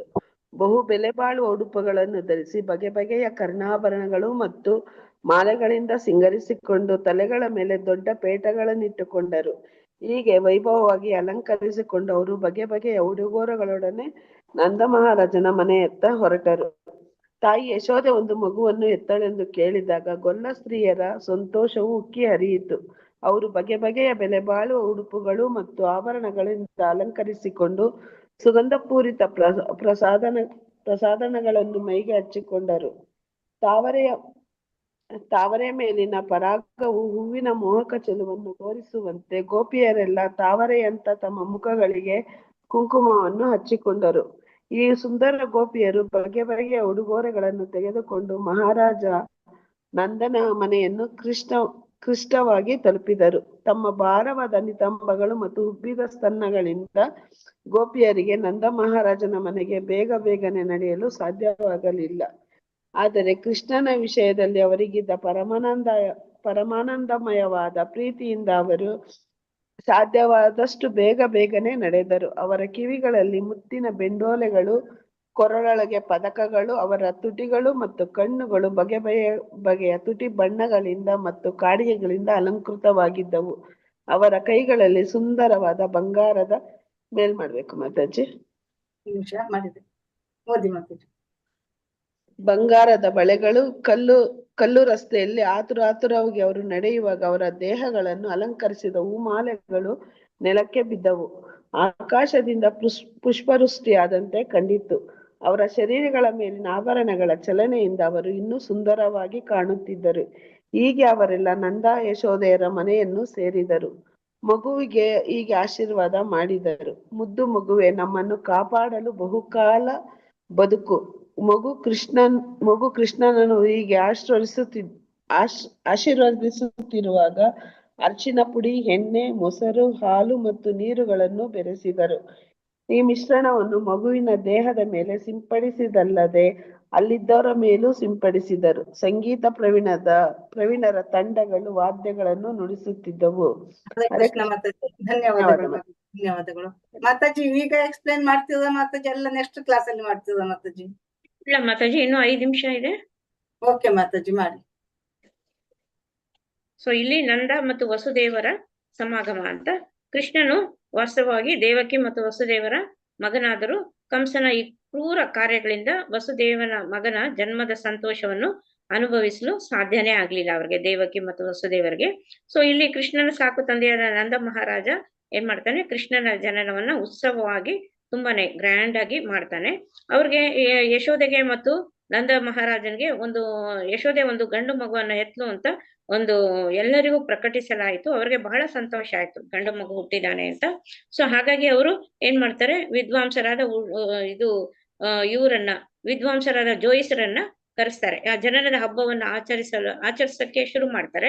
ಸೊ ಆ ನಾಮಕರಣದಲ್ಲಿ ಜೋಯಿಸರು ಅನ್ನೋರು ಬಂದೇ ಬರ್ತಾರೆ. ಇದು ನಮಗ್ ಗೊತ್ತಿದೆ, ಈಗ್ಲೂ ಅದು ಪ್ರಾಕ್ಟೀಸ್ ಅಲ್ಲಿದೆ. ಸೊ ಅವರು ಜೋಯಿಸರನ್ನು, ಬ್ರಾಹ್ಮಣರನ್ನು ಅವರು ಆಹ್ವಾನಿಸ್ತಾರೆ. ಸೊ ಮಗುವಿನ ಜನನವಾದ ನಂತರ ಜೋಯಿಸರು ಹುಟ್ಟಿದ ಸಮಯದ ಒಂದು ಆಧಾರದ ಮೇಲೆ ಅವರ ಮುಂದಿನ ಜೀವನದ ಜಾತಕವನ್ನ ಅವರು ಸಿದ್ಧ ಮಾಡ್ತಾರೆ. ಸೊ ಮಗು ಹುಟ್ಟಿದ ನಂತರ ಇನ್ನೊಂದು ವಿದ್ಯುಕ್ತ ಕಾರ್ಯಕ್ರಮವು ನಡೆಯುತ್ತದೆ. ಕುಟುಂಬದವರು ಸ್ನಾನ ಮಾಡಿ ಶುಚಿರ್ಭೂತರಾಗಿ ಆಭರಣಗಳಿಂದ ಮತ್ತು ಮಾಲೆಗಳಿಂದ ಅಲಂಕಾರ ಮಾಡ್ಕೋತಾರೆ. ಅನಂತರ ಮಗುವಿನ ಮುಂದಿನ ಜೀವನದ ವಿಷಯವನ್ನು ಕೇಳಲು ಅವರು ಮಗುವಿನ ಮತ್ತು ಜೋಯಿಸರ ಮುಂದೆ ಎಲ್ಲ ಸೇರ್ಕೊಳ್ತಾರೆ, ಎಲ್ಲ ಕೂತ್ಕೋತಾರೆ. ಬ್ರಾಹ್ಮಣರು, ಜೋಯಿಸರ ಮುಂದೆ ಎಲ್ಲರೂ ಕೂತ್ಕೋತಾರೆ. ಸೊ ನಂದ ಮಹಾರಾಜನು ಕುಟುಂಬದ ಇತರ ಸದಸ್ಯರು ಸುಂದರವಾದ ಉಡುಪುಗಳನ್ನು ಧರಿಸ್ಕೊಂಡು ಅವರು ಮಗುವಿನ ಹುಟ್ಟಿದ ಸ್ಥಳಕ್ಕೆ ಬಂದು ಅವರು ಕುಳಿತುಕೋತಾರೆ. ಅಲ್ಲಿದ್ದ ಬ್ರಾಹ್ಮಣರೆಲ್ಲ ವಿಧಿಗನುಸಾರವಾಗಿ ಶುಭ ಮಂತ್ರಗಳನ್ನ ಪಠಿಸ್ತಾ ಇರ್ತಾರೆ. ಸೊ ಜೋಯಿಸರು ಮಗುವಿನ ಜನರ ಸಮಾರಂಭವನ್ನು ನಡೆಸಿದ್ರು. ಇಂಥ ಸಂದರ್ಭದಲ್ಲಿ ದೇವತೆಗಳನ್ನು, ಕುಟುಂಬದ ಪೂರ್ವಿಕರನ್ನು, ಅವರು ಹಿರಿಯರನ್ನ ಪೂಜೆ ಮಾಡ್ತಾರೆ. ಸೊ ನಂದ ಮಹಾರಾಜನು ಅಲಂಕೃತವಾಗಿ ಆಭರಣಗಳಿಂದ ಬೆಳಗುತ್ತಿದ್ದ 2 ಲಕ್ಷ ಗೋವುಗಳನ್ನ ಬ್ರಾಹ್ಮಣರಿಗೆ ಅವನು ದಾನ ಮಾಡ್ತಾನೆ. 2 ಲಕ್ಷ ಗೋವುಗಳನ್ನ ಅವನು ಗೋವುಗಳನ್ನು ದಾನ ಮಾಡಿದ್ದಲ್ಲದೆ ಅವನು ಜರತಾರಿ ಹಂಚಿನ ಉಡುಪುಗಳು, ಹಲವು ಆಭರಣಗಳು ಮತ್ತು ರಾಶಿ ಧಾನ್ಯಗಳನ್ನ ದಾನ ಮಾಡ್ತಾನೆ ಅವನು. ಸೊ ಈ ಭೌತಿಕ ಜಗತ್ತಿನಲ್ಲಿ ನಾವು ಅನೇಕ ರೀತಿಗಳಲ್ಲಿ ಈ ಒಂದು ಸಂಪತ್ತುಗಳನ್ನ ಸಂಪಾದಿಸ್ತಾ ಇರ್ತೀವಿ. ಆದ್ರೆ ಏನಾಗುತ್ತೆ, ಹಲವೊಮ್ಮೆ ಪ್ರಾಮಾಣಿಕವಲ್ಲದ ಮತ್ತು ಧಾರ್ಮಿಕವಾದ ರೀತಿಗಳಲ್ಲ. ಏಕೆಂದರೆ ಸಂಪಾದನೆಯ ಸ್ವಭಾವವೇ ಹಾಗೆ. ಸೊ ಸಂಪತ್ತನ್ನ ಇದು ಮಾಡುವಾಗ ಇದನ್ನ ನಾವು ಏನ್ ಮಾಡ್ತೇವೆ ಅಂತ, ಇದು ಸಂಪಾದಿಸ್ತಾ ಇರುವಾಗ ಎಷ್ಟೋ ಸಲ ಪ್ರಾಮಾಣಿಕವಲ್ಲದ ಒಂದು ಧಾರ್ಮಿಕವಾದ ರೀತಿಗಳಲ್ಲದೇನೆ ಸಂಪಾದನೆ ಮಾಡೋದು ಆಗೋಗುತ್ತೆ, ಅದು ಸ್ವಭಾವವೇ ಆಗೋಗುತ್ತೆ. ಸೊ ಹಾಗಾಗಿ ಏನ್ ಮಾಡ್ಬೇಕು ಅಂದ್ರೆ, ಬ್ರಾಹ್ಮಣರಿಗೆಲ್ಲ ಹಸುಗಳನ್ನ ಚಿನ್ನವನ್ನ ದಾನ ಮಾಡೋದ್ರ ಮೂಲಕ ಇಂಥ ಸಂಪತ್ತನ್ನ ನಾವು ಏನು ಮಾಡಿರ್ತೀವಿ, ಸಂಪತ್ತು ಮಾಡಿರ್ತೀವಿ. ಸೊ ಧಾರ್ಮಿಕವಲ್ಲದೆ ಪ್ರಾಮಾಣಿಕವಲ್ಲದೆ ಸಂಪತ್ತನ್ನ ಮಾಡಿರ್ತೀವಲ್ಲ ಜೊತೆಗೆ ಅದೆಲ್ಲಾನು ಪರಿಶುದ್ಧ ಆಗೋಗುತ್ತಂತೆ. ಸೊ ಬ್ರಾಹ್ಮಣರಿಗೆ ಧಾನ್ಯವನ್ನು ಕೊಡುವುದರ ನವಜಾತ ಶಿಶುವು ಏನಾಗುತ್ತೆ, ಪರಿಶುದ್ಧ ಆಗುತ್ತೆ. ಸೊ ಬ್ರಾಹ್ಮಣರಿಗೆ ಧಾನ್ಯ ಎಲ್ಲ ಕೊಡೋದ್ರಿಂದ ಈ ನವಜಾತ ಶಿಶು, ಹುಟ್ಟಿದ ಮಗು, ಅದು ಪರಿಶುದ್ಧವಾಗೋಗ್ತಾನೆ. ಈ ಭೌತಿಕ ಜಗತ್ತಿನಲ್ಲಿ ನಾವು ಯಾವಾಗಲೂ ಅಶುದ್ಧ ಸ್ಥಿತಿಯಲ್ಲೇ ಬದುಕುತ್ತಿದ್ದೇವೆ ಎನ್ನುವುದನ್ನು ನಾವು ತಿಳ್ಕೊಳ್ಬೇಕು. ಆದುದರಿಂದ ನಮ್ಮ ಜೀವಿತಾವಧಿಯನ್ನು, ಸ್ವತ್ತನ್ನು, ನಮ್ಮನ್ನು ಪರಿಶುದ್ಧಗೊಳಿಸಬೇಕು. ಸೊ ನಾವ್ ಯಾವಾಗ್ಲೂ ಇಂಥ ಅಶುದ್ಧ ಸ್ಥಿತಿನಲ್ಲಿ ನಾವು ಇಲ್ಲಿ ಇದರಲ್ಲಿ ಭೌತಿಕ ಲೋಕದಲ್ಲಿ ನಾವು ಬದುಕ್ತಾ ಇದ್ದೀವಿ. ಹಾಗಾಗಿ ನಮ್ಮ ಜೀವಿತಾವಧಿಯ ಸ್ವತ್ತನ್ನು, ನಮ್ಮನ್ನು ಗೊಳಿಸ್ಕೋಬೇಕು ಅಂತಂದ್ರೆ ನಾವು ಏನ್ ಮಾಡ್ಬೇಕು, ಪ್ರತಿನಿತ್ಯ ಸ್ನಾನ ಮಾಡುವುದರಿಂದ, ದೇಹವನ್ನು ಒಳಗೂ ಹೊರಗೂ ಶುದ್ಧ ಮಾಡುವುದರಿಂದ ಮತ್ತು 10 ಬಗೆಯ ಸಂಸ್ಕಾರಗಳನ್ನು ಅನುಸರಿಸುವ ಮೂಲಕ ಆಯಸ್ಸನ್ನು ನಾವು ಪರಿಶುದ್ಧಗೊಳಿಸಿಕೊಳ್ಳಬಹುದು. ತಪಸ್ಸು, ಭಗವಂತನ ಪೂಜೆ ಮತ್ತು ದಾನಗಳಿಂದ ಸಂಪತ್ತಿನ ಒಡೆತವನ್ನು ಪರಿಶುದ್ಧಗೊಳಿಸ್ಕೋಬಹುದು. ವೇದಾಭ್ಯಾಸ, ಆತ್ಮ ಸಾಕ್ಷಾತ್ಕಾರಕ್ಕಾಗಿ ಪ್ರಯತ್ನಿಸುವುದು ಮತ್ತು ಪರಿಪೂರ್ಣ ಸತ್ಯವನ್ನು ಅರಿಯುವುದು, ಇವುಗಳಿಂದ ನಮ್ಮನ್ನು ನಾವು ಪರಿಶುದ್ಧಗೊಳಿಸ್ಕೋಬಹುದು ಅಂತ ಇಲ್ಲಿ ಹೇಳ್ತಾ ಇದ್ದಾರೆ. ಆದುದರಿಂದಲೇ ವೈದಿಕ ಸಾಹಿತ್ಯದಲ್ಲಿ